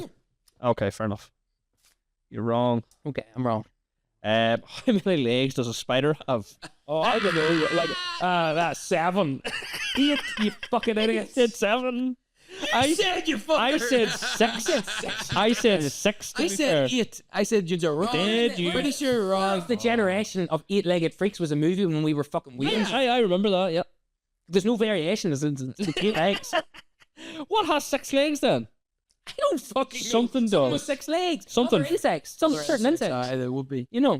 There's definitely insects that have 6 legs and 100%. As long as Fergal knows now. Spiders have 8 legs. I love how you're trying to fire this on me. But just so you know, I've never came anything but dead last in a pub quiz, do you? So like my knowledge is not that fucking good. In fact, you just don't know that. terrible. It's damned. I love pub quizzes. We should do a pub quiz sometime. We fucking should do a pub quiz. I mean, you couldn't be anything to do with that. You'd No. You'd be like, have you ever been at a pub quiz where somebody, the right answer gets contested and there's somebody that's like, that's not the fucking right answer. You ever seen that happen live? Don't think so. People take pub quizzes so Some serious. people do, yeah. Like say something like they were like, reading out the answers and somebody's testing one and somebody's like, no, that's not right, that's contested. Jude. Yeah, and people get up and like have a whole Can we do a pub quiz in here? We should. We should get 2 small tables, 2 teams of 3. We get 2 teams and we get a couple of mics around and we film it. But it's No, let's do an actual pub quiz in this pub. Do a fucking pub Like an quiz. actual pub quiz. Invite people. people have a pub quiz, but you need to be prepared to get fucking knifed if you. And just Oh, and here, just sure, record. I've been doing this for years, lad. It can't be too hard and it can't be too easy. It's like there's nothing worse than a pub. There's nothing worse than a pub quiz that's like so ridiculously hard that it's like nobody can enjoy themselves. There's nothing worse than an easy one either. So we could make up you could be the. I kind of want to do it. Well, maybe that man be the quiz master. No, let him be the quiz master. That'd be so funny. I kind of. Already I'm the quiz master. You're about to get hung up for the fucking 8-legged freaks. No, it'd be so I'll bring funny. the facts. I will promise I'll bring facts. Let him do it, and then I'll we admit could that- make up a few tables. We could bring on guests. We could think of a way to make it a bit more creative where at the end of it we get to like egg John if he fucks it up. Something like that. Some sort of Like dunk him into it. I'll not fuck it up. That's very on brand. Us doing a pub quiz now that you think about it. Yeah, That's a great idea. We should do a pub quiz. that's fucking right. Anyway, we'll do a pub quiz. 2025, watch out. We're doing big things. Anybody ever heard of pub quiz? Well, we're doing it in a pub. Got this idea, lads, right? Let me elevator pitch you. In a pub, I'm going to quiz. B&Q or home base? Neither. Yeah, you have to pick. Do it, John. I was going to say, I'm going to say a B&Q. B&Q. I don't know why, but the thing that annoys me about B&Q and home base and things like that, now they're probably not as bad as some places, but like, dude, you start like, It's ridiculous. It's a ridiculous question that you're going into depth. I am going into depth of it because you ever go to like a Screwfix is the fucking worst for it. Okay. You know, like you go to like a local hardware store, like I don't know what Marfell is. Marfell, We have Screwfix. but it's a little shit. But you have a hardware store too. Yeah, we It's do. old fashioned I'm on hardware store. I like I'm sure them. you do. They're right? good, like. You go into them with an obscure fucking thing Yeah. that you need 10 off, or you need something like it, and they'll look at it and probably like not speak to you and make you feel like you're an absolute fucking dose for not knowing the name of it. Yeah. But they'll walk away off and they'll come back with a bag of it and go, "Here you go, that'll be 3p. Yeah. Hey, that's 20p." Yeah. You know what I mean? And that's it. It's the best thing ever. You go into Screwfix and be like, "I need a roll of duct tape." They're like, "What?" We're like, "I need a roll of duct tape." Do you not have that anyway? They're like, what's the code? Do you where's that in the catalogue? I'm like, it's fucking duct tape, lad. Like, I need a duct tape. Can you give me some duct tape? No, I fucking hate them, lad. No, B&Q and home base aren't as bad, you know, there, but Screwfix. There's one of our fault there. Screwfix should just get fucked. There's one of our fault in this absolute nightmare. So what do you happen? It's like Argos, but for fucking tools. I go there to get some advice. I the fucking shit I didn't understand what Screwfix was, so I was going there for like a couple of washers. So we bought like a child's rocking chair for like Lear's nursery room. Yeah. So you know, like you sleeping at night, and it was like we bought it like second hand off someone on Facebook. Turned out to be a friend, and there was a pile of screws missing of it. And I went to find the screws. This is Screwfix and Marfelt. Fuck Screwfix. Fuck you, Screwfix. Yeah, fucking out. And I went there thinking that it was going to be like a hardware store and all that sort of shit. And I went down and like I went in and I just stood in line. I was stood in line for about 20 minutes, and then it was only when it first opened, and I went up to the line and I goes, "Here, do you have any of this?" He goes, "Oh, I'll be back in a wee minute, but if you want to have a wee look over there at our screens or our catalogue, you can go over and have a look at it." And I was thinking to myself, I'm not a manly man that knows about screws and bolts and what size they are and what they're for. It's like, I just need this. So I went over there and I was like, I don't know what the fuck this is. I honestly don't know what this fucking is like. And then I was in there for about 40. Do you want to know the best of it? See the people in Screwfix, they didn't fucking know either, lad. But I didn't realize it was like an Argos. I thought I could go around and walk around and find it myself. Right, but I was kind of like, oh, do you have this? We do, and they didn't have it. But hold on here. Are you telling me that people like you are the reason that exists? Would you have liked to went to the catalogue and looked and No. found it? Fuck that. I No, would go to no, the no. guy that Here, do you have this? You know what I mean? And I'm totally up for them. I'm being like, that's a different angle. What do you mean? You know, But I'd like to have a look first, and then if I'm stuck, I'll go chat to the friendly guy. I go straight to them. It's like, Somebody, but I don't have a clue what I'm in here. No, I sat down the aisles just to look to have a wee nosy. Like, I I go by the boot, a boot or something. You go for a lap to see what they have, and then you're like, Well, he's didn't even start here. Hardware stores are hard to beat, lad. I have a pair of slip-on boots I got in Bradley's and Rings End. They're £35. And then work with 16 toes. Man, you go to any of those hardware stores, you get a pair of. You know what I mean? I've got also a pair of basically the exact same fucking slip-on brown boots, Doc Martens, that were like 100 and whatever. Mm-hmm. And they're a little shite compared to my fucking £35 work boots from a hardware store. Unreal. Lasted 10 times longer, comfortable insole, steel toes, which isn't good in the cold weather, but anyway. you've Doc Martens as well. I have two pairs. You give into the consumerism. They used to be. He's just like point out something like, that's shite. You did it. Yeah. But hardware stores is a touchy subject, lad. You know, It is. You know, like it's unfortunate. It's like any of the small shops that aren't in our towns and villages anymore. You used to be able to go into them and you could get just what you needed. If you needed 2 washers, you probably had about a 500 bag of fucking 16mm washers.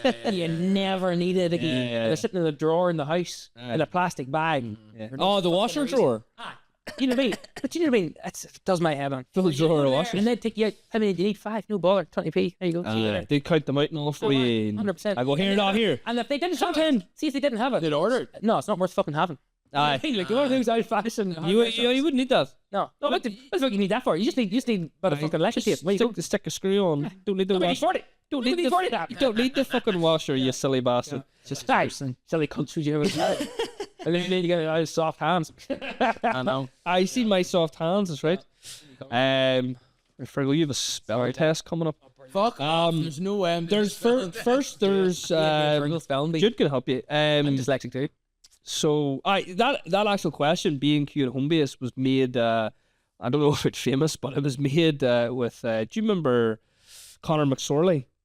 Yeah. Paul's brother. Aye. So he came on to talk about his Charge R. He had a wee product. It was really good. I loved that episode. But I asked him, like, I was driving home from work in Belfast and I seen a B&Q on a home base. And those episodes, that's how I used to make the episodes. I still kind of do that. So I was just driving home. And as I was driving home from Belfast making questions, and I was driving through Marfelt making questions, making jokes up and whatever I could fucking think of. And I just was like, B&Q or home base. And he was like, what fucking... He literally was like, what am I doing here? Yeah. Why?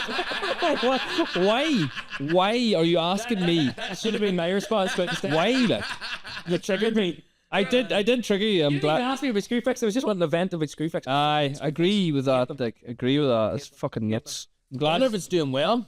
Oh, it probably will because people don't like People like the don't- convenience. No, but people don't know what they're looking, and then they would feel something that go into an old fashioned one, whereas they will actually get help in an old fashioned one. Yeah, you appreciate the human touch, as they say. 100%. So this one here, I wouldn't say it was well known or anything, but I think I did this with you, Fergal. Right. You probably remember half these, but don't jump in if you do know.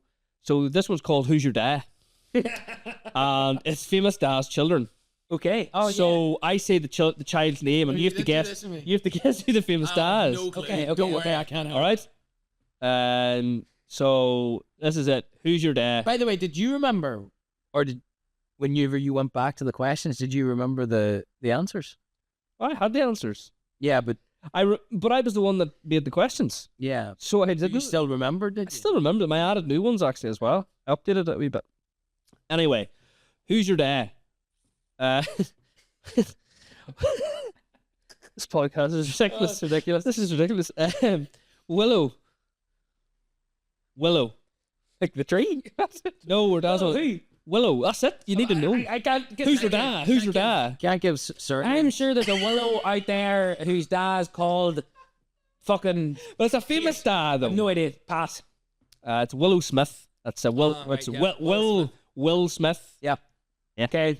Yeah. Should have got that. Yeah. No, you shouldn't have. It's so obscure. Colin. Colin, did you say? His dad's the famous caterpillar, you know. The one you cut at your birthday. You sling. Colin. That's famous actor. Oh, fuck. You was Irish? no, No idea. no, that's Colin Farrell. I was thinking of. Unless he's his own dad. I was thinking Brendan Gleeson's sons was Colin Gleeson, but he's Donnell. Donnell, and there's another one. There's two of them boys. I don't. Sure. Nobody knows the rest of them. That's Colin Hanks as Tom Hanks' son. Oh, the fucking is that the man? Aye, wee bit strange. Is he a rapper and stuff as well? He's a white Jamaican. Yeah. Hey, weird dude. Yeah. You're making me uncomfortable. Yeah, fucking right. Scott. Fuck me, lad. No idea. Look how ridiculous this I'm was. sorry, this is like impossible. I would never get it. No, did I get any of them? I wonder. Nope. Scott Eastwood. I still don't. Yeah, that's Clint Eastwood. I feel like you. all right. Sorry. Okay. Yeah. I feel like you need to think about it from a real like. It's A-list stars, like. Do you know what I mean? I don't partake in A-list stars. I think we already made out. You might know this one. So there's a famous star. Byron. Trump. Yes. Yes, Jude. Very good. You added that. Fucking love Trump. You added that. Yeah. I was trying to think of a We strange, should show you fucking the media, like strange name. You know what I mean? Like that's well, It's true. strange. Strange name. It is. Fuck calls her and child Byron. There's a good one here. You might know this. You might know this one. Apple. Oh, that has to be one of those fucking Steve Jobs. No, no, is that not fucking Apple West or some shit? Is that not Kanye and fucking your other dog? Nah. Apple. Has to be from a rapper. You don't have to guess the second name of Apple, but no, but our guess Granny's it. definitely quickly.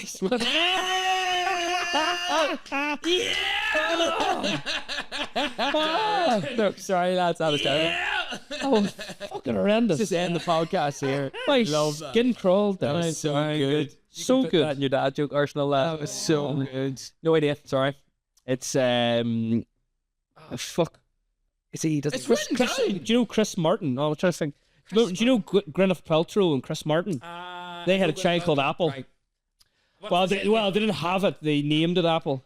I actually don't know what gender it is. I don't know. Probably a fruit.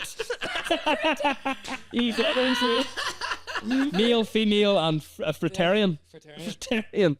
That's probably a thing right now. Probably. This you're not getting this one. Imagine it doesn't matter. Patrick. For fuck's sake, it's probably a million. Patrick. An A-list celeb. Patrick. One of the most A-lists. You could also go, what's the A-list celebrity whose first name is Patrick, and I wouldn't get it. No, but this is the son. I know it is, but you know what I mean?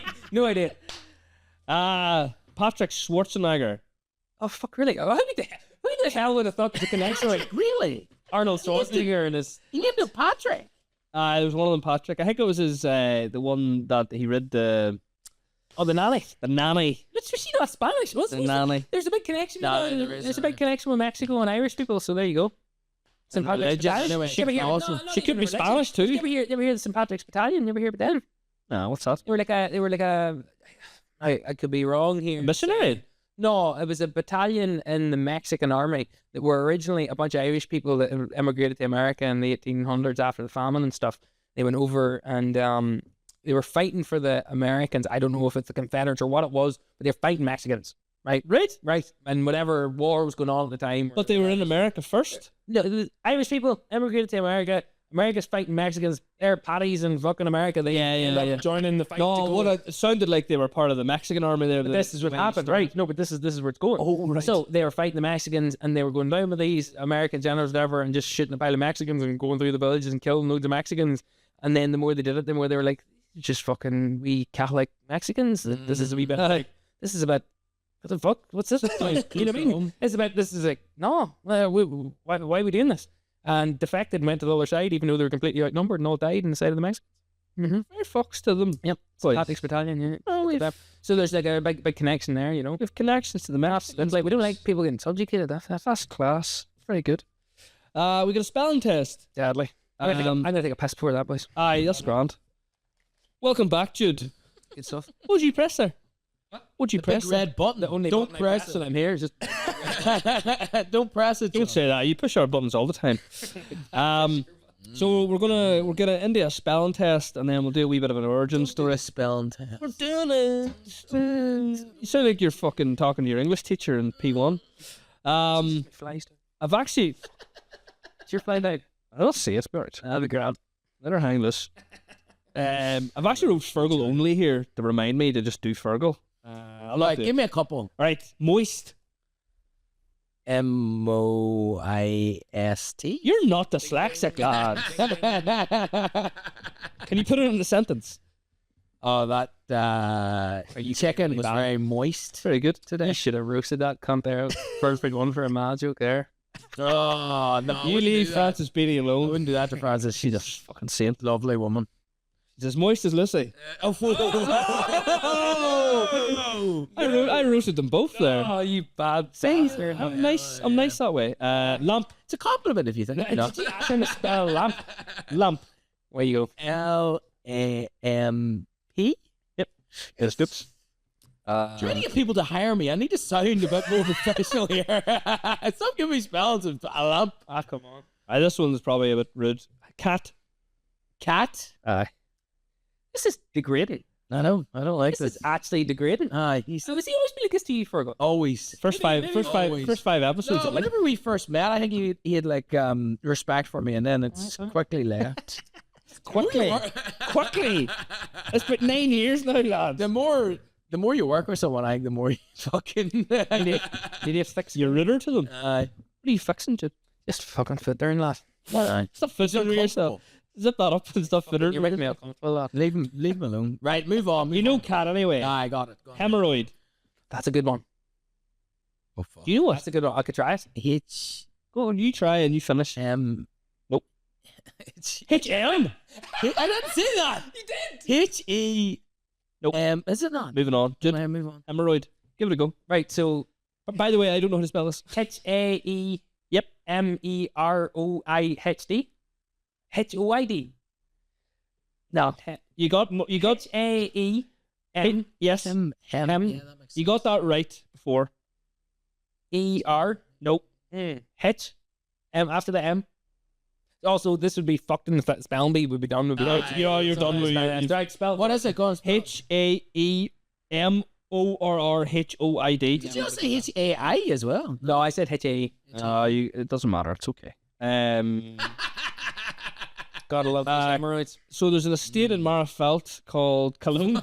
I had no clue how to spell that. I'm not even gonna attempt it. There's a state called Cologne. So many ways you can spell. No, hold on. I know how to spell it. Go. K-I-L-L-O-W-E-N. There's a two E's. Two E's. Damn it. You got it right. Yeah. You got it right. Very good. Kiloween. Cologne. Cologne. Yeah. Because I called it Kiloween, and that's how I remembered how to spell it there. Do you remember Kiloween? It's pronounced Cologne. It's Cologne. But if you said Cologne to me and I didn't make that connection, I wouldn't have a clue. It sounded like Cologne as if, Kiloween. a wee bit of... Kiloween sounds like a better place, doesn't it? Kiloween does. Metal as fuck. It's like Port Cologne, like Port you are. aye. Port Glam. Port Glam 1. Love words like that. Or a Huffle. Hog Hill. That last one's a wee bit rude. I might actually do that. Oh. Never seen John have a reaction like that. Hitler. Spell Hitler. H-I-L... Nope. H-I-T-L-E-R. Yeah. Yes, correct. Don't be sorry. Don't be sorry. Just for I should be sorry. clients out there, Fergal uses spell check. Yeah, spell check all the time. And most of it's ChatGPT Aye. and Grammarly. Yeah, most of And it's, gets his man to check it. yeah, most of it's AI, to be honest. What? Yeah. That's the way the world's going. I know man. that. I know that. It's the way the world's going. Jude, we're moving on to your origin story. First memory. Fuck, I've thought about that often. When Ian's been doing the first memory thing, and I weirdly have this pure existential memory that I have no idea how it's there of being 3. Right? I just remember being like, "What the fuck is 3?" Do you know what I mean? Like what? I am 3. Being like, yeah.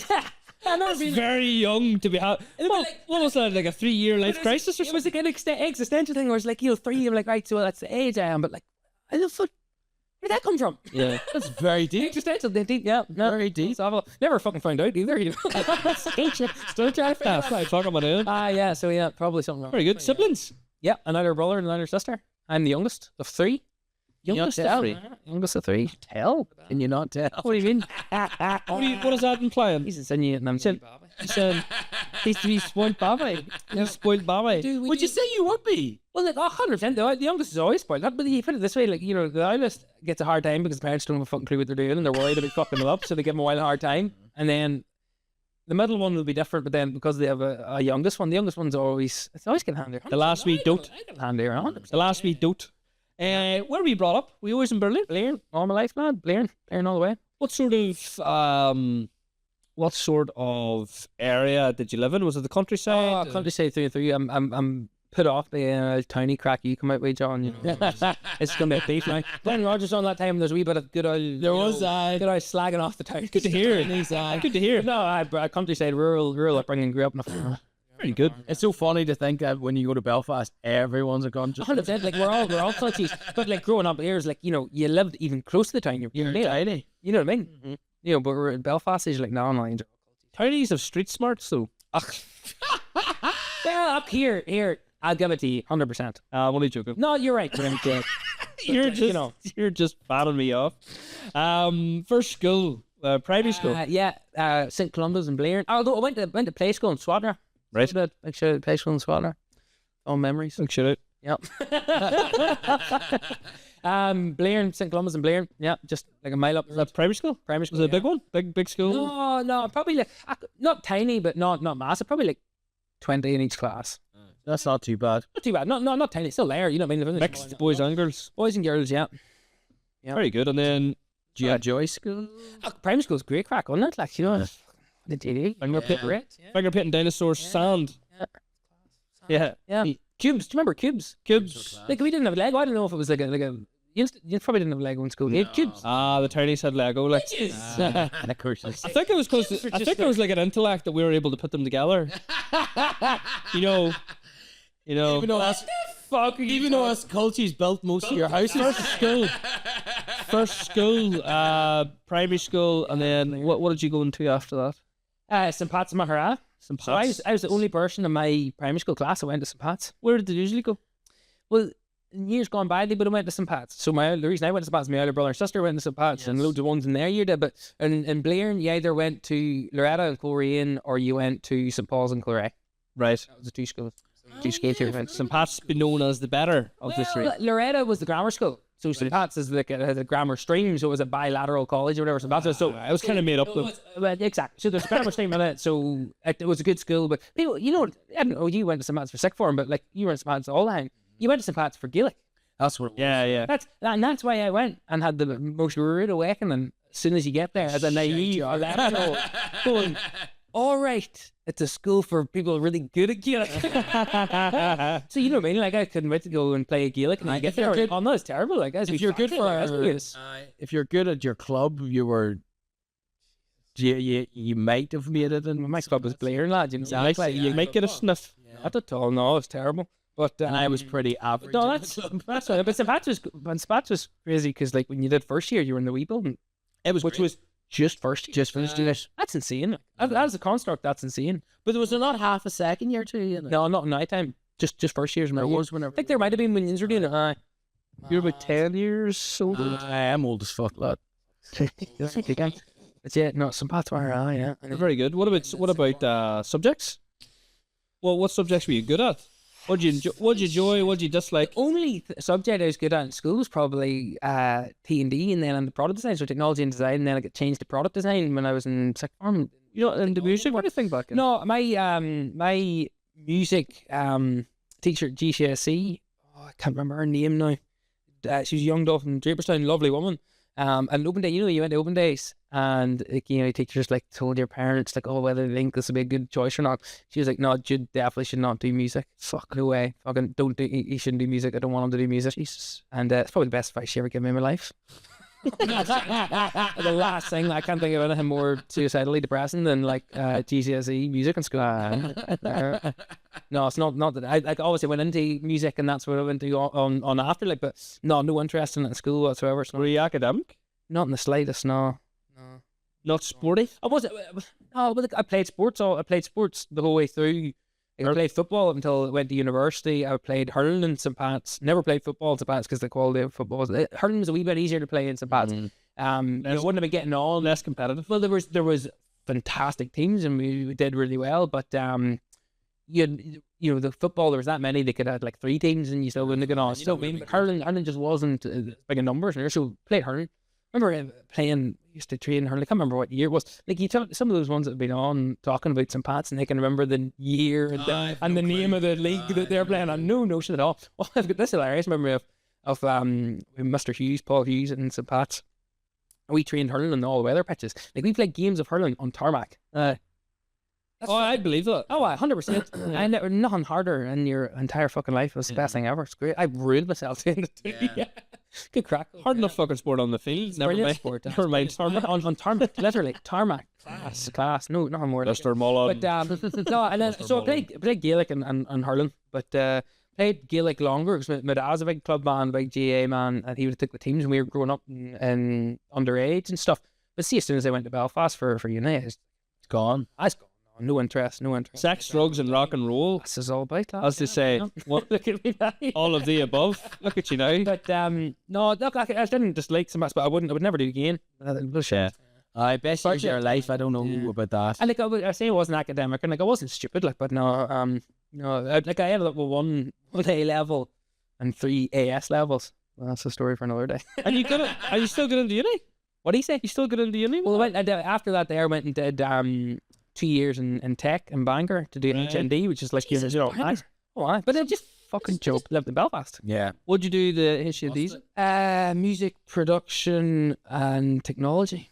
Pretty cool. It's good. That was great. Loved it out there. 2 years. Did you do a crossover into uni or 2 years of that course there, and then I got into the second year of my uni course, which was music technology and sonic arts in Queens. right? Yeah. Did you enjoy that course? Not really, but like I think it was more like I was when I finished uni, like I was very critical of like what a load of shite uni was like. But the older I've got, the more I've kind of realized like it is kind of what you make it of it too. There is lots of Mickey Mouse courses out there. Yeah. And like What did you do again? What did you do again? Design communication. Okay. Sorry, Jude. Just Compared to your course? no, but here mine's is more Mickey Mouse. Definitely. Exactly. But Do that now. they missold it. Like I remember really going to the open days of school and stuff, and they made out that you're all very practical in this, and it was practical and stuff. But like they leaned heavy in their sonic arts when you got there, and I'm like, Queens aren't known for that though. Queens are known for theory.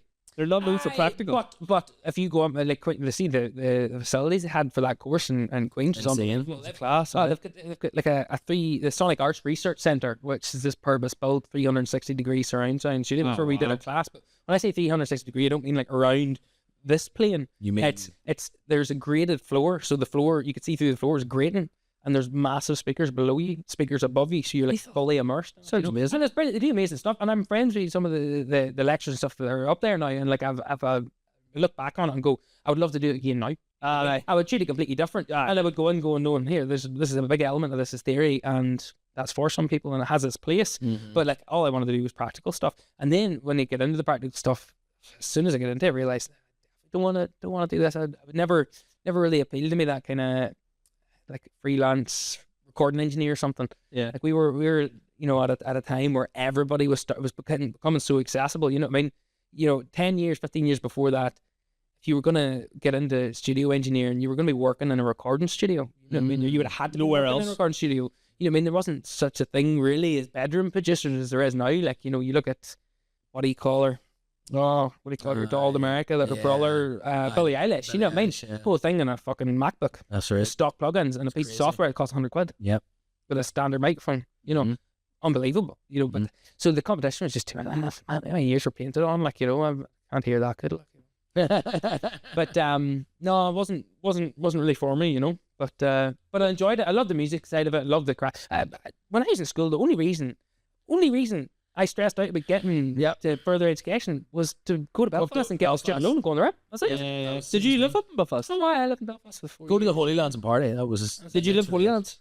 I lived in Stranmillis Road, randomly in the first year opposite the Ulster Museum. Still a good spot, that. It's good. And then Fitzroy Avenue, Lisburn Road the last year. So yeah. Where'd you live in Lisburn Road? I lived in Lisburn Road. Belgravia Avenue. Yeah, I was in my chiller sort of year. It was my last year. I was Ulsterville. Ulsterville, yeah. Do you remember Ulsterville? Yeah. But great, I loved that. No, it's good crack. But no, I look back on it now and go, Jesus Christ, like it's a miracle that I passed at all, to be honest. Yeah. Yeah, miracle. I'm something similar myself. Yeah, but good times. Very good. What about leaving uni? Was it our first job, or were you already I was thinking about jobbing at home at that stage? I was thinking about this today. How somebody mentioned about, like, you know, leaving uni, and I work at university now, which is mad thing. It's like this pure imposter syndrome. Like, they're talking to students, they don't know, they're going to be so difficult out on the other side of the world. And I'm like, Jesus Christ. First thing I did when I finished uni was sign on the Dole. And I was like, the day I finished, I was signed on the fucking Dole. Yeah. I was like, well, like, I'm broke as shit. I'm a student with very little job prospect. I'm like, and it was the best thing I ever did, because I think I lasted about 2 weeks on that. And I was like, fuck this. I couldn't handle that shit. Like, the most degrading fucking thing, and the way they treated you in the fucking in the Dole office, walking in, some cunt being a dick to you, and especially coming in being like, oh, my you know, asking you about your work, and like, oh, I work in music, and I say you doing a bit of live sound and rigging crew work and stuff like that, and they'd just been like, that's not a real job. And I'm like, well, like, tell the fucking entertainment industry, you know what's not a fucking real job? Sitting in a fucking Dole office telling people to get a job.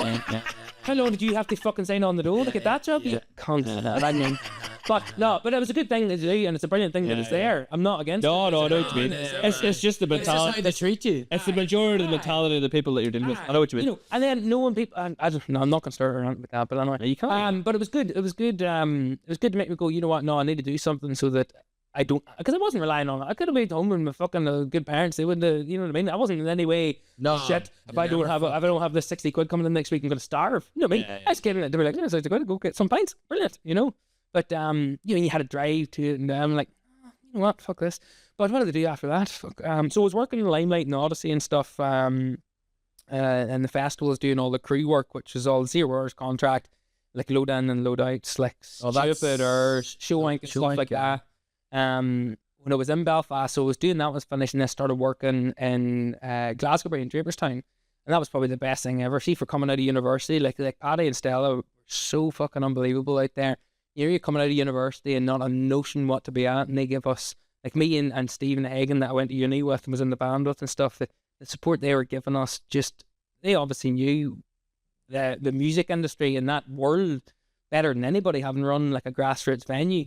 Or music festival for years and been putting on gigs for years, you know what I mean? They're part of the reason why people like us would have thought of getting into the creative industry and doing that in university. Yeah. So they knew, obviously, like, you're coming out of it, how you disenfranchised you could be, and like the amount of opportunities they give us to do things in Draperstown that I wouldn't be where I was at now if it wasn't for it. Yeah. You know what I mean? And it was, you know, some of the simple things from like just like taking guitar lessons for them and taking boron lessons and stuff like that.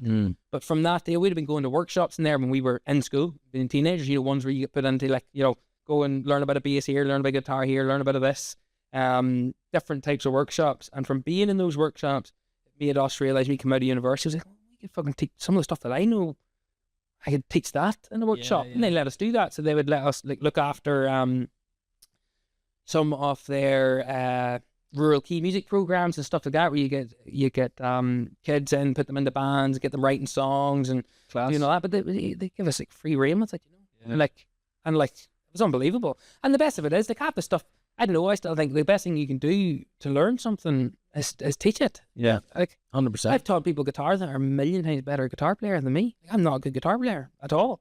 But you always have something you can teach them, you know what I mean? If you've been at it a while, you know what I mean? You can something teach them. It might not be how to play really fucking fast, but you can teach them something, you know? But then by teaching and giving people that confidence in themselves, you develop the confidence yourself too, you know what I mean? And I think that was fantastic about Glasgowbury, because I've always come across as a you know, no problem talking and confident person. But like when I finished university, I kind of very quickly realised I wasn't actually a confident person. It's all just an outward thing, you know what I mean? But if it wasn't for working with Glasgowbury and getting opportunities to do shit that I didn't have a clue what I was doing, really, you know what I mean? I was completely winging it. But you get confidence in that after, and you go, and you kind of realise everybody's fucking winging it. That's it. You know what I mean? 100%. So that was class. Did that for, like, I taught guitar and stuff there for a couple of years. And I did like a 6-month internship with them, where I got to see like the inner workings more of the actual, of that, the whole thing. At this stage, the festival was over, obviously, and they were doing their sort of arts charity music centre, art centre. It's just everything. You know yourself, like the stuff they do there. It's ridiculous. Class. It puts the city to shame. Like, like, it puts the organisations in the city that are massively funded, core funded. And I'm not saying they're not, these places in the city, the art centres and music centres stuff, aren't doing amazing work, but like, this is Draperstown. Like that's the thing. What Paddy and Sel do there. Unbelievable. They had Fergal were in teaching one time. It's ridiculous. That's right. Was that in teaching a course? On that I Am project. That was the best thing. It was lethal. It was brilliant. That was the greatest thing ever. A couple of years. They did a group. It was fantastic. 2 years. I think you did it one and I did it. I did it one year. But it's a difficult world, that charity arts world. It is. It's hard to get the funding and stuff. Like, it's sad. The way the system's set up for funding that stuff, bullshit. Like, was it they say, like, charities are the failures of government? Oh, well, that would be a good fucking thing. Never heard that before. That's 100%. But and then philanthropists come in and, you know, love to, you know, gloat about them giving money to charity, but really, it's like, nah, but they don't stick around. Their job right, you wouldn't fucking need them. They don't stick around. They don't stick around. They don't stick around long enough for it to last. That's the thing. 100%. That's why places like that are just every couple of years or every year they're like having to go look for more money, and it's shit. Like it's the place that shouldn't be doing that. You know, it should be fully funded all the time. Yeah. Because of what that kind of creativity and that wellness and that kind of space space gives to people. Everyone talked about wellness now. It's like, well, these places have been doing stuff for people's fucking well-being long before Wellness was a fad as well. Aye, exactly. You know, commoditize it, but not. But and again, they're here. There's no money tree. You know what I mean? They realize that money has to go out, but the problem is the way the money is accessed. You know what I mean? The ridiculous amount of hoops you have to jump through to get money. And then the sad thing about it is, the organisations that are getting the most of it are fucking massive organisations that can employ somebody that their whole job is just sit in an office and do those. And they know how to word them. Yeah. And they also know how to fucking jump through the loops. Yeah. And it's, a lot of the time it's not genuine. You know what I mean? It's like they just know the right things to say. Whereas people, you know, people with the heart in the right place are honest about it. And then they don't get it because I say Stella could fill out a good form. Oh, fuck. Let's say she knows how to. At this stage, they'd be lethal at it. Look at the festival. Jesus Christ, that festival was the greatest thing. But you know what I mean, like my life would be completely different if it wasn't for that festival. I had no idea. I had no notion about like local music or anything like that. No. Being like, you know, like 13, 14 and like being into metal music and rock music, but being a culty from fucking Ballerin, the last thing you'd be into is fucking metal music and rock music. You know what I mean? Feeling like a complete square for like wanting to play electric guitar and stuff, you know? And thinking it was so weird and different, and then you kind of remember. I think I was in like HMV or something one time in Derry and seen a poster for Glasgow. My name has got and I was like, only thing I knew about Jameson was the fucking sheep market. Yeah, on the screen, Hurling. You know, I was like, what? And the more I looked into it, I was like, holy shit, does that actually happen? You know, and then it's just blew our minds, like, you know, it's unbelievable. It's class, unbelievable. And we was playing a band. We were in school and stuff. What was it called? The Last Generation. With Niall Quinn, the legend himself, on drums, Steve drummer, on guitar, Cahala Keane on the bass. All in the 1 year school, you know. Yeah. We used to, we'd go to Niall's after school and play music in his garage. And you guys were class. We used to put on gigs and stuff, like, and places that probably shouldn't have been having gigs, like, you know, like not a venue, you know what I mean? Yeah. But it's good crack. Like, it was kind of like, you know, we all went and did you go to the Elk and you go to Clubland and do all the cheesy discos and stuff and the great crack with it, but it kind of got to a stage where like hated them, you know. Exactly. You know where to go. So then you kind of realize there's fucking bars here that would let us play fucking music in the corner, and you could serve people maybe under the age of 18 a pint, you know what I mean? Next thing I was like, fuck, people will go to that whether they like the music or not. They were like, fuck, this is great. Yeah. So you had a bit of a nice wee group of people from school that just, you know, just wanted to go and have a bit of crack with something that was a bit different, you know. Yeah. And then you had Ryan Lagan that was managing the Cellar Bar at the time. That's right. Absolute gentleman, you know, complete salt of the earth stuff he did there with the gigs that went on. In there. Between him and Glasgowbury, ridiculous, like unbelievable. Like, unreal. Sad to see it not. Things going cycles, lad. You know, look at it one way, like at the corn store and Draperstown still doing amazing events. Unreal. You know what I mean? Yeah. They've taken the comedy scene there for years. That's true. Yeah. Like Paddy just said, I was start doing comedy, you know. And some of the comedy, massive acts, unbelievable. Like. And the comedians love coming to it. Love it Because the fucking crowd's fantastic. Oh, the crowds. Yeah.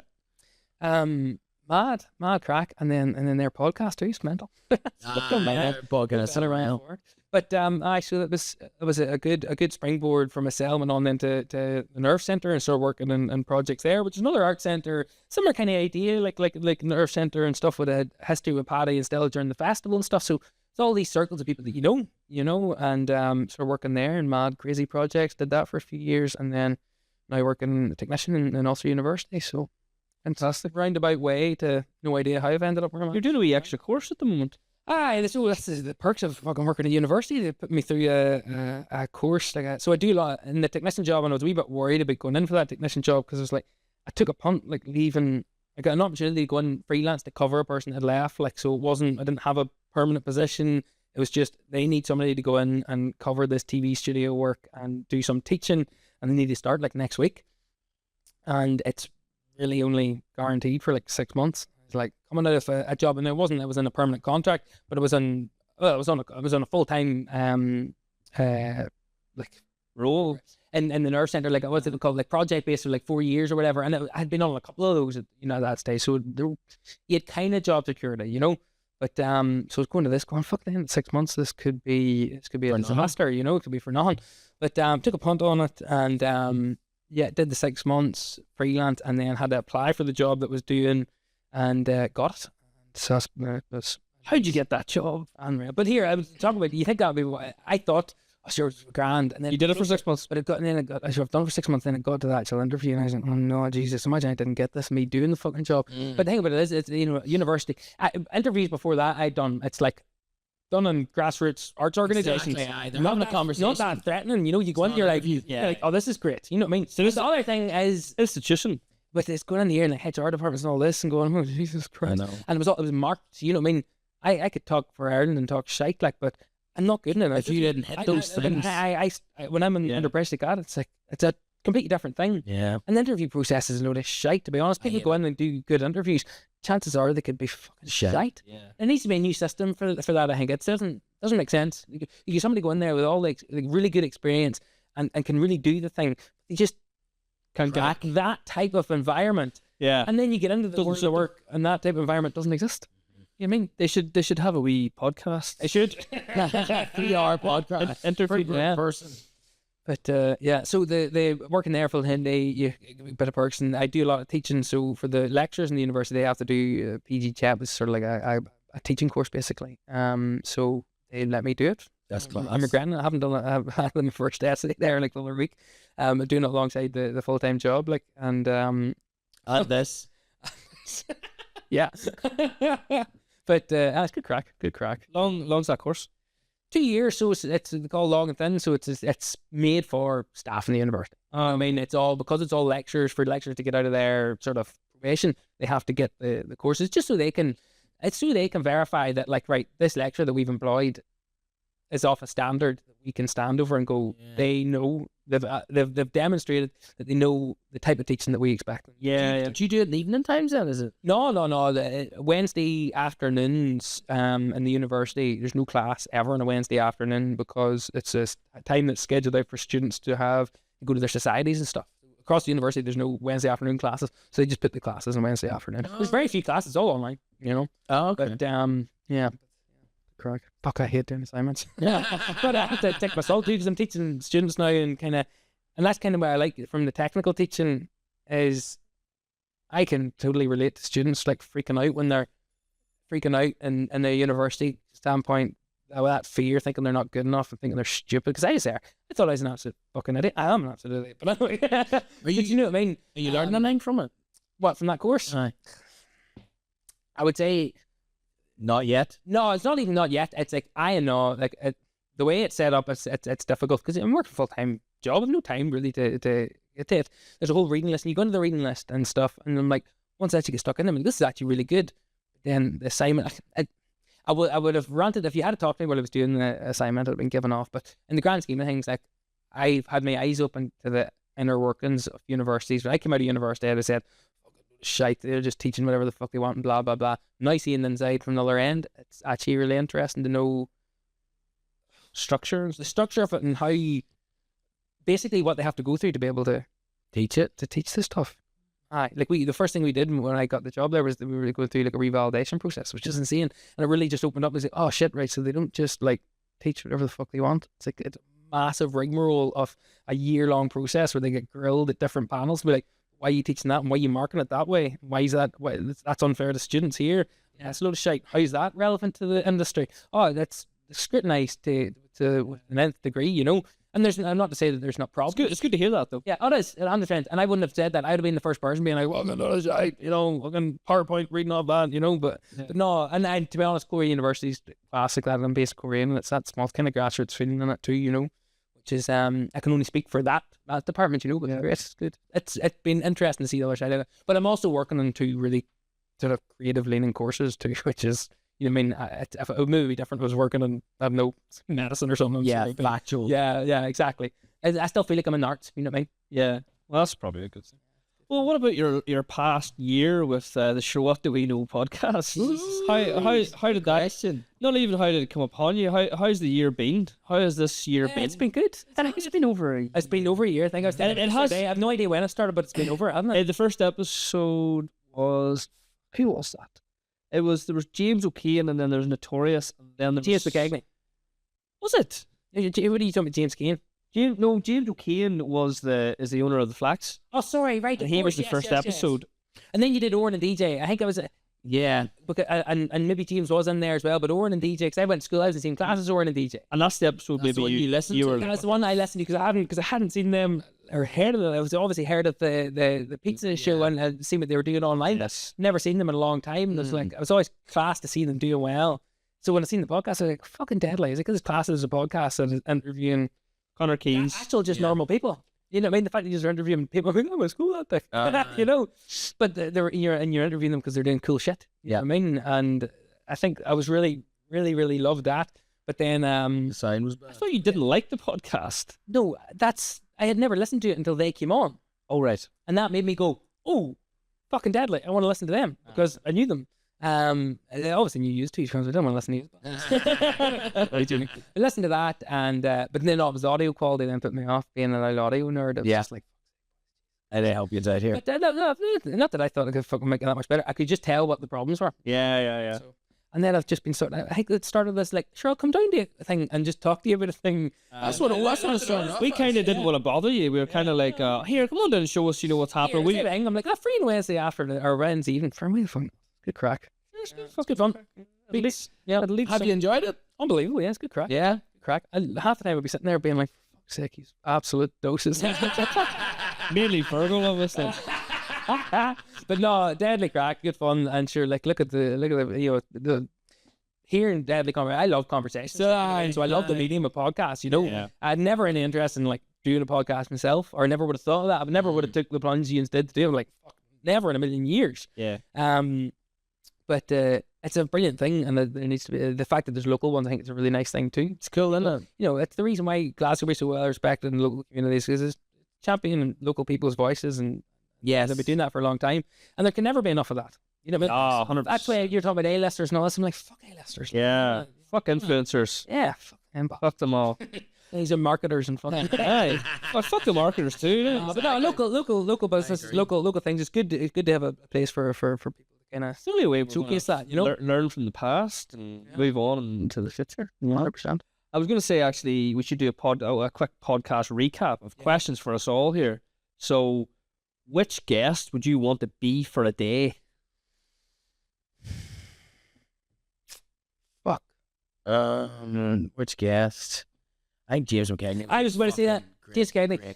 When I was in school with James Cagney as well, when I was a young teenager, we've been running around with James and getting up to all types of fucking madness. He just seems like he's having great time. he's just here, man. He's never changed. Yeah. It's like I hadn't seen him in years, and they started doing the comedy thing, and then I went to see him do comedy one time, and I was like, oh, holy fuck! It's like he's not doing comedy; he's on stage. Yeah. with James. Just being James. He's doing comedy. I'm not making out that like he's not doing anything. Yeah, I mean, like someone's his personality is so perfect for it. Because he's always been a funny bastard. Yeah. And then his cousin Aaron on that podcast, fuck me, that's them two. That's just the way they've always get on. Yeah. It's just them. It's class. But no, I think being James would be pretty fucking hilarious for a day. Do you have anyone? You know? Probably a random one. I'd love to be Paul Allen for a day. Do you remember Paul Allen? Oh, that'd be unreal. Fucking right, man. On then. That'd be cool. Being able to do the shit he can do. Yeah. That'd be sick. Yeah. I think that'd be cool. Just going and like, he basically designing like an obstacle course for a that'd be TV cool. show. I think that'd be kinda cool. Who's the tallest guest we've ever had? I might be them. Just to be able to see like how. Michael. What do you call him? Holgate. Pretty tall fella, isn't he? Your guy, your potato man, McKillop was tall. You weren't here for that one, but Tommy Quinn was quite a tall guy. Aye.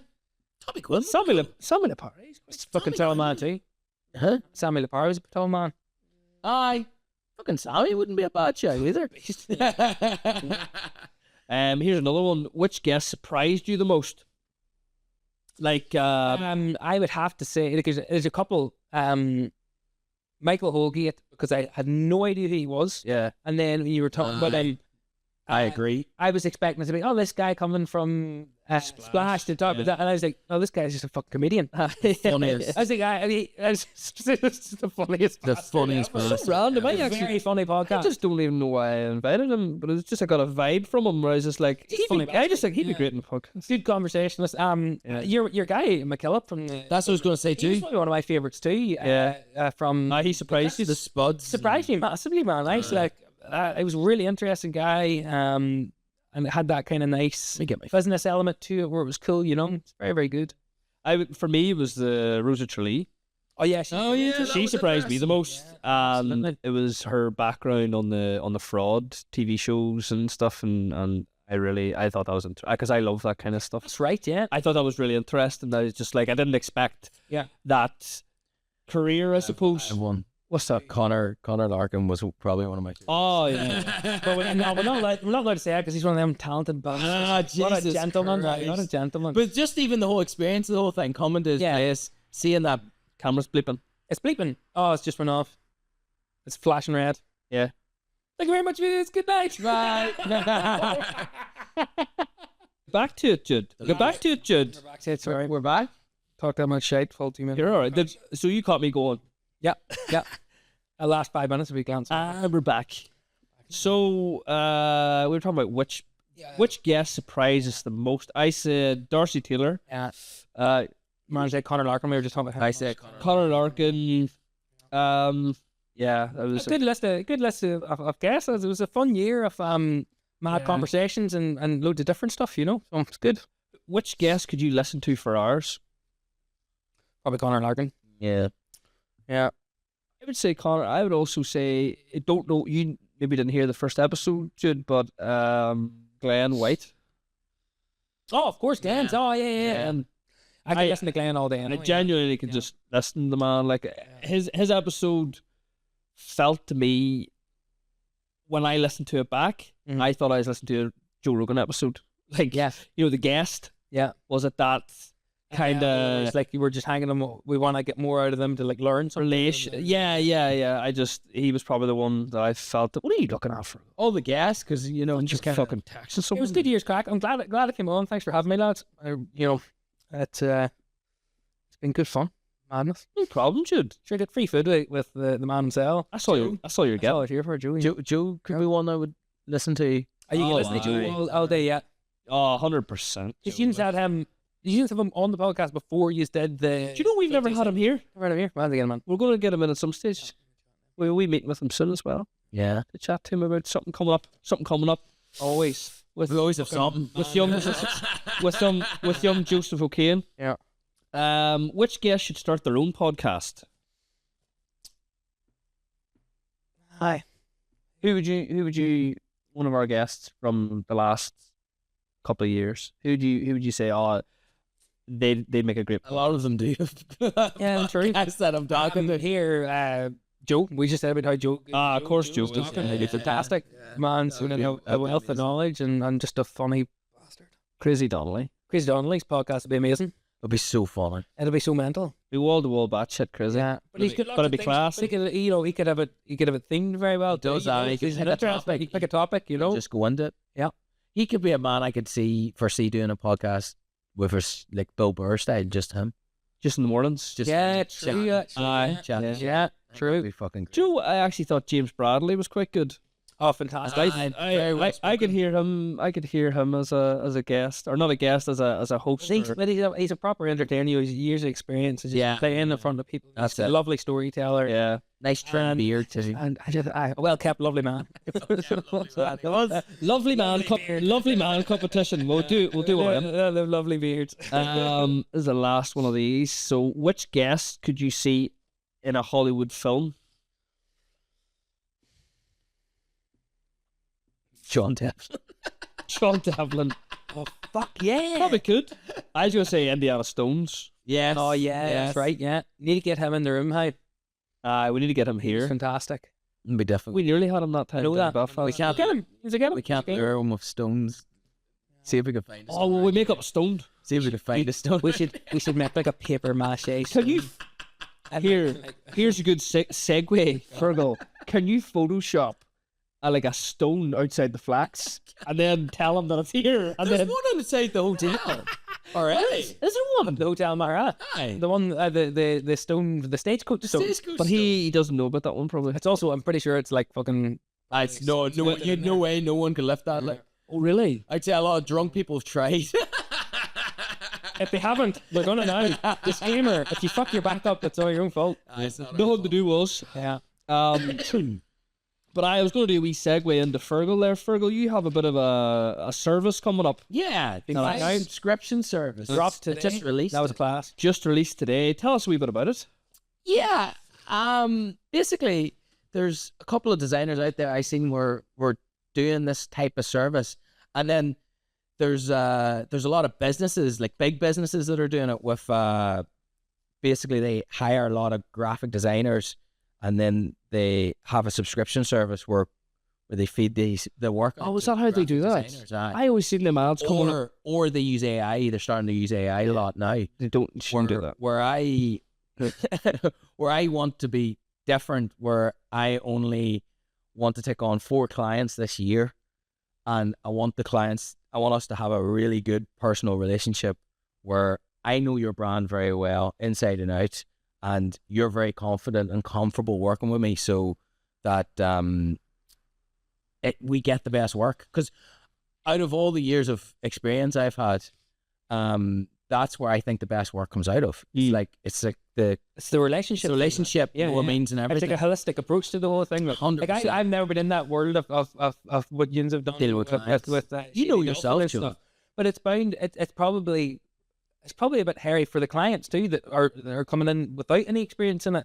And if they work with clients that don't, with graphic designers that don't really treat them like anything other than a client, it probably feels like you're not getting your money's worth. Always. You know, or you feel like, oh, you don't know enough to like go, I don't like that. You know? Yeah. I want this change. Whereas if you've got a good relationship with I think- somebody, I think- and it's holistic, it's like almost like a friendship, and there's camaraderie. It's down to the rapport, like it has to be. Like I'm fortunate enough, I can speak highly of Fergal. Obviously, worked with him for so many years, but I had the great experience with him there recently, where you came in and used this service with me. Yeah.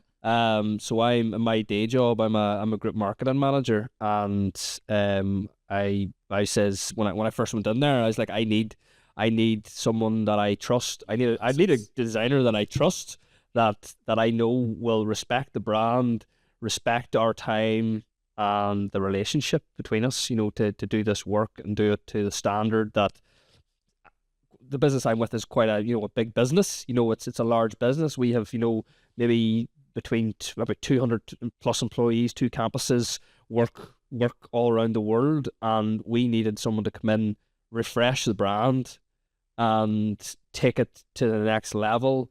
Read a brief and help me with it. You know, it was Fergal that came in and like says, no, you need to sort of push it in this direction, and I says, no, we need to do this, and then he corrected me again, and it was like a relationship, and as you mentioned there, rapport. I had the good fortune to work with that. Yeah. I already had that rapport with you, but I definitely think that you're right. Whenever you're coming into these new sort of services and new clients and stuff, that it is good to have that rapport. And I think from everybody we're chatting to on the podcast and on your own social media and stuff, they're gonna see what it would be like to work with you, because I had the great fortune of that through a rebrand of a large corporate logo, I suppose, and then social media assets, little bits of animation there, stop motion. That's right. Really keeping the brand in check, and then also like add to the brand, the vibe and the feel of it, and then actually having that brand be an extension of itself, and I've taken it, in a sense, I've taken it on board now, and I can just push on with all those assets that you've created, and I have confidence in what you've left for me, what's available there, and I can then chat to you in the future, and you're ready to go with any more projects that we have. 100%. How did you find the Trello board? I found it very good. Yeah, I thought it's a Trello board for people. So like the Trello board that Fergal supplied to me, when I seen it, I was like, this is class. It's like a step by step of his workflow, but it's user friendly for me. So then I kind of know what he's always up to. And we both just like a project management kind of sort of vibe, but it's just very simplified. It's very visual. It's very simple. It's very basic on my end. That's all you want. all you need. People don't want to see fucking complicated shit. It's kind of like I'd wake up and get into work and be like, fuck, I wonder what Fergal's on today, and there was like a wee board that says working on, and then there's one like coming soon, or needs checked, or needs approved. So I would go in and go, oh, I need to check this for Fergal. What do you think? What are the advantages of subscription then, Fergal? Do you think is it going to be like more accessible for people? Like, I'm coming at this because I've never had to book a graphic designer for them. Is it going to be like do you think it's making it more accessible for people that maybe don't have the money for a big one-off? I think that's quite a big job. I think there's loads of advantages to it. So say you're a big company, but you have a lot of work on at the minute. Mm-hmm. Like you could even be a marketing agency that needs like a designer for a couple of months. They could hire sign up and use me for whatever time they need. Same with business, like marketers. I imagine the marketers happen to marketers all the time where they're like, we have this big campaign coming up. I need loads of assets. There's too much work here on at the minute. We need someone else to come in and help. Perfect for me. Or the other thing I foresee is like businesses that maybe want like a brand refresh, but know it's a big undertaking to do that. So if they hired me for like 6 months, a year, I can take them through the whole process of brand and website, the whole brand. It's not as rushed into like you've got a deadline here, a big ball of money, it's gonna be done and just hand it. And then you can cancel it whenever you want. Yeah, so you're able to work with you over a longer period of time, mm-hmm. or the perfect scenario would be is a bigger business that just has me on a subscription and feels comfortable with the fact that they always have a graphic designer there just in case they need one. But is there loads of big companies out there that, not necessarily big ones because they will have obviously the graphic designers and stuff in-house, but there's probably plenty of organisations that get by bluffing it. Exactly. I know I've worked in plenty of places that have done where it's just like, fuck it, we just go on the iStock here and get a couple of things. We're going to Canva.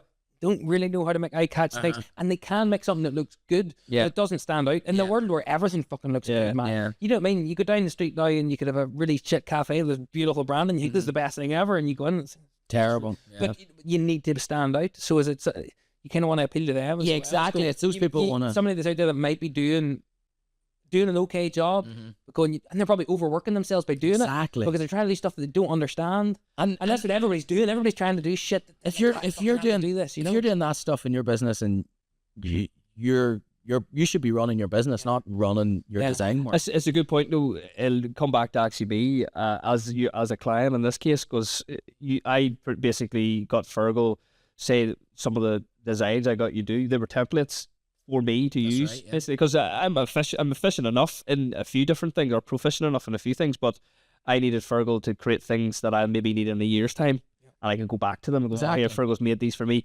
He's created them in the Adobe Creative Suite, but then he's also created them in Canva for me as well. So like you could have a marketing executive or assistant or whatever they're called sitting in a big business there, and they're only marketing person, and they're just churning out these designs, and they know they're not confident in them, but they'll do.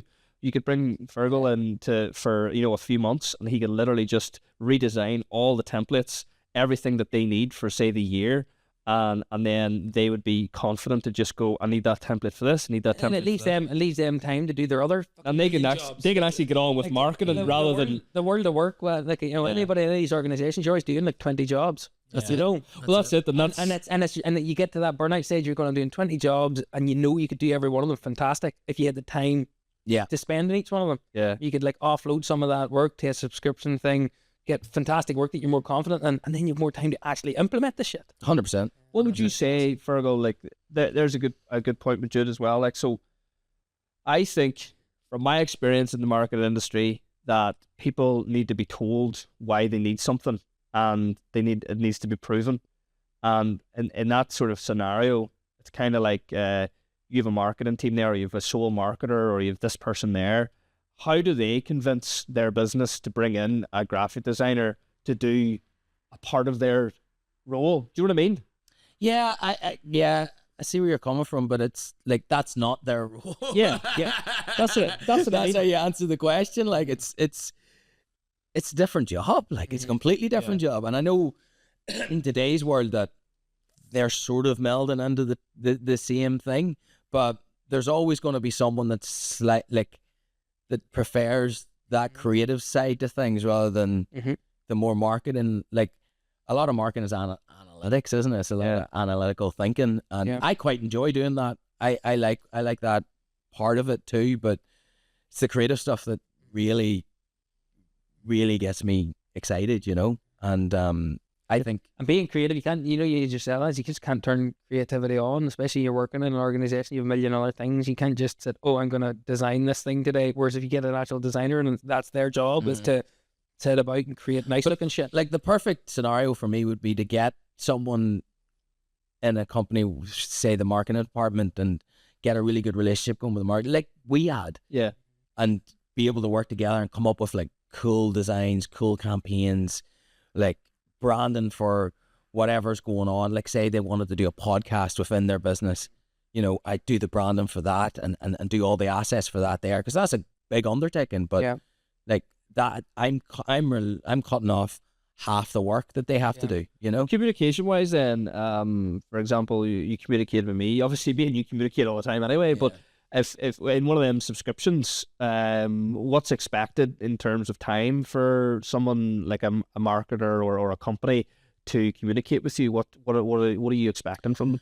Well, they write their briefs on the Trello board, but I originally, the original plan for this was to have it just, we don't communicate, it's just the Trello board.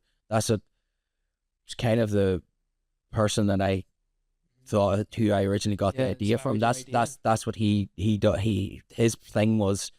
I don't talk to any of my clients because you waste a lot of time talking to clients. But you're thinking of flipping that in its head. But I genuinely enjoy soften it a wee bit. Soften it a wee bit. So I don't mind having. I think email back and forth doesn't work, but a quick phone call, quick Zoom. Yeah, fucking right. Figure it out. Far nothing quicker. Nothing to beat and then get it done. And that's the reason why I'm only having 4. Yeah. So you actually can give your time. You're getting a way more personal service. And I appreciated that as well. Like it was very handy for me. Because it was your subscription service that kind of made me figure that out. Because there was some and you're really good at writing briefs. I'm a bastard as well. You're really good at writing briefs, but you are. I'm rude, but but then I need to. But sometimes you just need to hash it out with them. You know. Yeah. Especially feedback. 100%. Feedback's a thing where, like, especially with myself, I'm long enough at the game where if someone tells me it's shit, I'm not going to be really offended. Yeah, 100%. Maybe once a month. It's just fuel to your fire. It's even like a person you go, I'm going to fucking... Yeah, exactly. It's like, fuck you, I'm going to fucking sing the shit out of it. But I won't say that. And then you jump on a call and it's all sorted. Yeah, exactly. But that's just the name of the game. That's creativity for you. Yeah, exactly. So I'm really excited for it. I think this is... It sounds class. I'm excited for it as well. I'm excited for you. But it sounds unique for over here too. You know, you're talking about people that you've inspired, you've seen only doing that, but it's something that's unique to hear, and that you're doing that conversational side of it where you actually have engagement with them, whether face to face, or people from this part of the world need that. Yeah, and I think nobody wants to be just fucking emailing people. I think as well, the big agencies and like in the city and stuff, they do a great job, obviously, but it's not as personal as I would like it to be. You want to know where your money's going, and you want to feel heard, you know, in that situation. I think creativity is a very personal thing as well. Like, and between two people, you need to get on board. You need to communicate, and that's probably the crux of it. You need to make sure that's right. No, I don't want to be like it doesn't have to be the CEO or anyone. Like, it just has to be me, even if it's the marketing team or, you know, someone that's that takes that responsibility of giving me the projects. You know, as long as we have a good rapport, and that's half of the enjoyment of the job is meeting those new people, building those relationships. Getting excited. Exactly, I've discovered that over the years that's the fun part. You know, especially when you're freelancing, you're by yourself. Like, you want.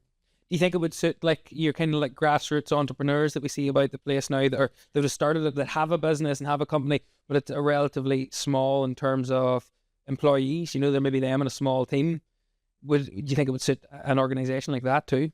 I think so. They have like started a business and they're doing the marketing, they're doing this and they're doing a lot of it and they're running the whole company and they're managing employees. But everybody's kind of chipping in that kind of that. You're also going to have probably a few packages to cover all types of of site. Obviously. So it's not just this is the one service. Is there other elements? There's 3 packages that and like each one I'm allowing to do certain things with it. Like one's will be I'll do a rebrand for that one, and then that's only because with my prices for branding, that's how much I would charge, if that makes sense. You know what I mean? And, like, I think it's a higher value that I'm giving there.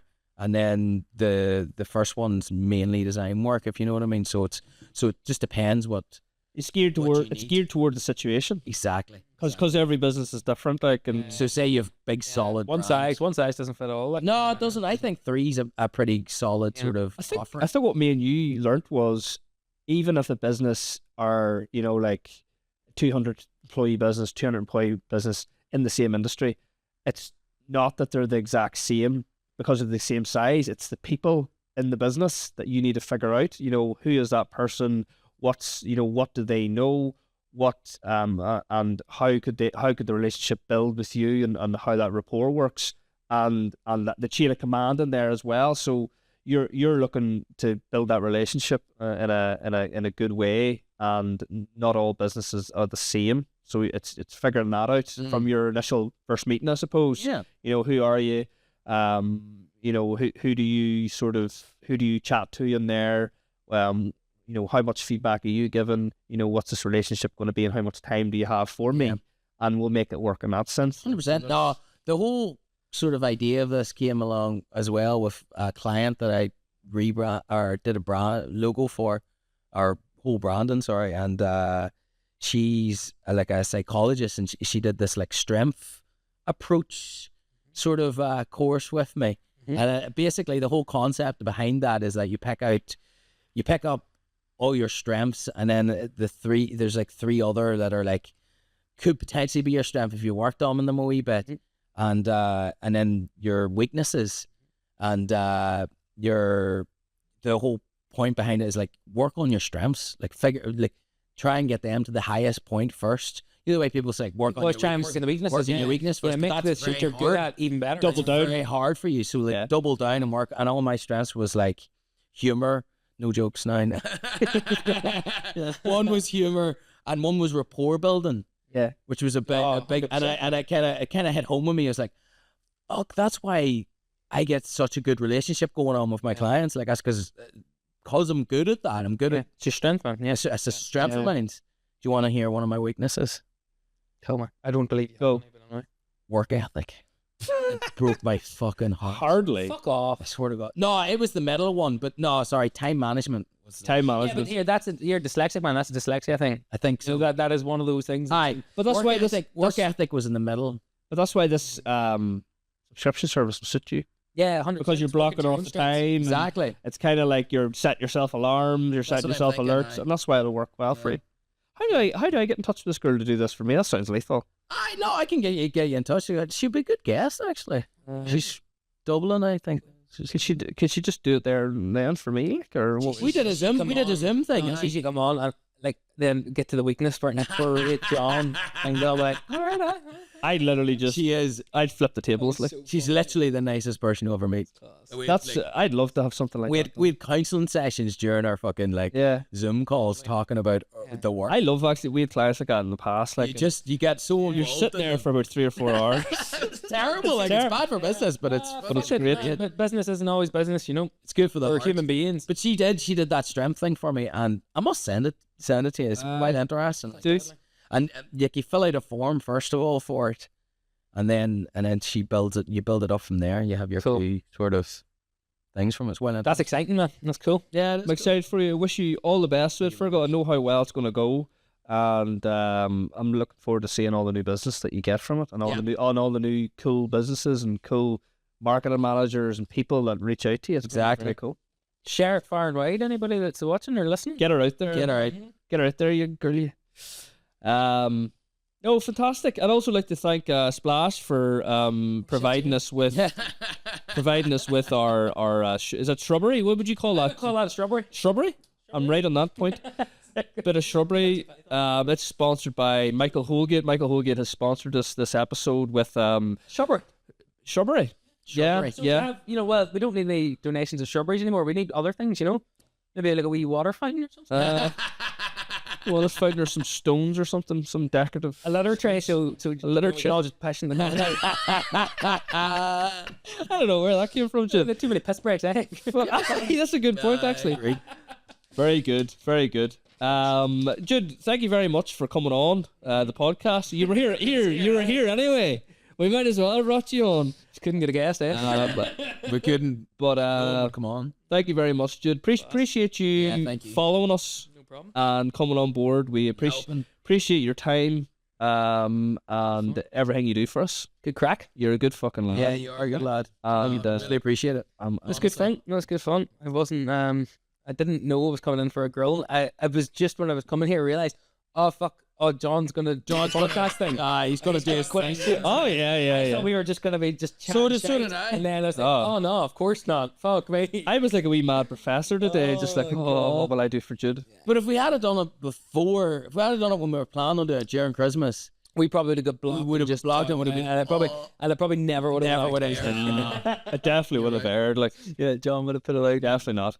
Well, look, I'm going to finish it up. I'm going to talk a wee bit about myself. I'm starting to do some marketing audits for businesses. So I go in. I'm literally just going to charge £300 for a marketing audit. I go into any business, figure out what you need for your marketing. I'll provide you with a plan. I'll output everything you need from, what you were doing before, what you could be doing now, no matter what size of business you are. After an initial, a short Zoom, could be maybe half an hour to an hour, whatever you need. And after that, I will output a pretty comprehensive plan, and I'll also supply you with the likes of suppliers and price ranges and anything you kind of need. I've been doing this for nearly 10 years now, with Fergal, with the majority of it as well, and it's something that comes very easy to me, and it's a service that I want to provide at a low cost for basically any business that's out there, and it'll be a very easy way for you to kind of see where you're at with your marketing. Even if you have a marketing team, my experience expands through all parts of marketing world, including offline and online, and also within film and animation production as well, so briefing and all that sort of stuff, all that good stuff. So I'm planning on wheeling that out in the next few weeks, and you'll probably hear more about it here and there. And it's basically just to give businesses a health check of your business and your marketing, and it'll give you a bit of a roadmap going forward. True, a good price. That's what I can do with it. Like, it's I wouldn't say it's easy for me, but it's something that I can just churn out, and I feel confident in giving them that in that price, and in this economy and in this kind of world we're living in. I think that's a nice price that they'll find a lot of value in. It'll be turned around like a week or two. So it's not too bad at all. I'm also currently selling my Our Stories collection in Ann Karen, in the shop at Ann Karen, and I have a couple of shops coming up in Belfast as well that I'm stocking soon with prints. So they're starting to sell again in Ann Karen. They sold quite well over Christmas, I'm glad to hear. And they've been upgraded with new frames and new everything, and we're thinking of releasing postcards as well. I think get out postcard. Postcards. They're sending fucking letters. We should always send Tourists love them. Tourists Absolutely. love them. Absolutely. Bring back. I went into a shop in Belfast, a well-known kind of tourist kind of arty shop where you can go in and buy stuff for tourists and stuff, and they were blown away by them. They were like, there was a few of them that are very American, of course, orientated, yeah. And they were like, you see them cruise ships? These will sell out every time those cruise ships come in. I was like, fuck yes, I'm getting it.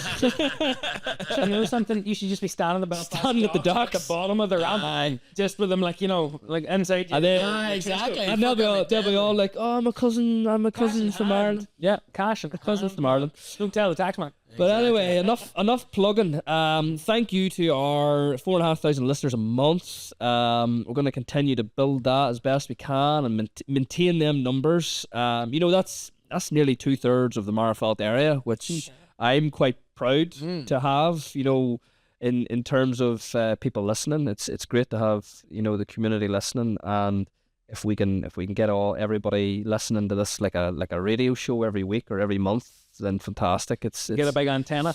Get a big fucking antenna. Fucking antenna. Get a big antenna out the side of fucking flax just hanging out over like CB radio. yeah, Contractors. But yeah, we're really looking forward to the year ahead. Great guests, plans throughout the year. We will have a local chef showdown releasing in the coming months whenever we get a chance to edit the bastard. It's a big boy, but we're getting there. Labour of love around our full-time jobs, and it should be something very special for the community to enjoy. That's everything. Yeah. Thank you, Jude. Did you have a good time? Good time. Fergal, did you have a good time? It was great way to ease ourselves into the podcast. We have some very random guests coming up that you've never seen before, and we're very much looking forward to wheeling them out and everybody getting to see them. So we'll finish it up there, Jude. Do you want to start the bore on there for us? Should have got the actual board. You! Yeah. Sis?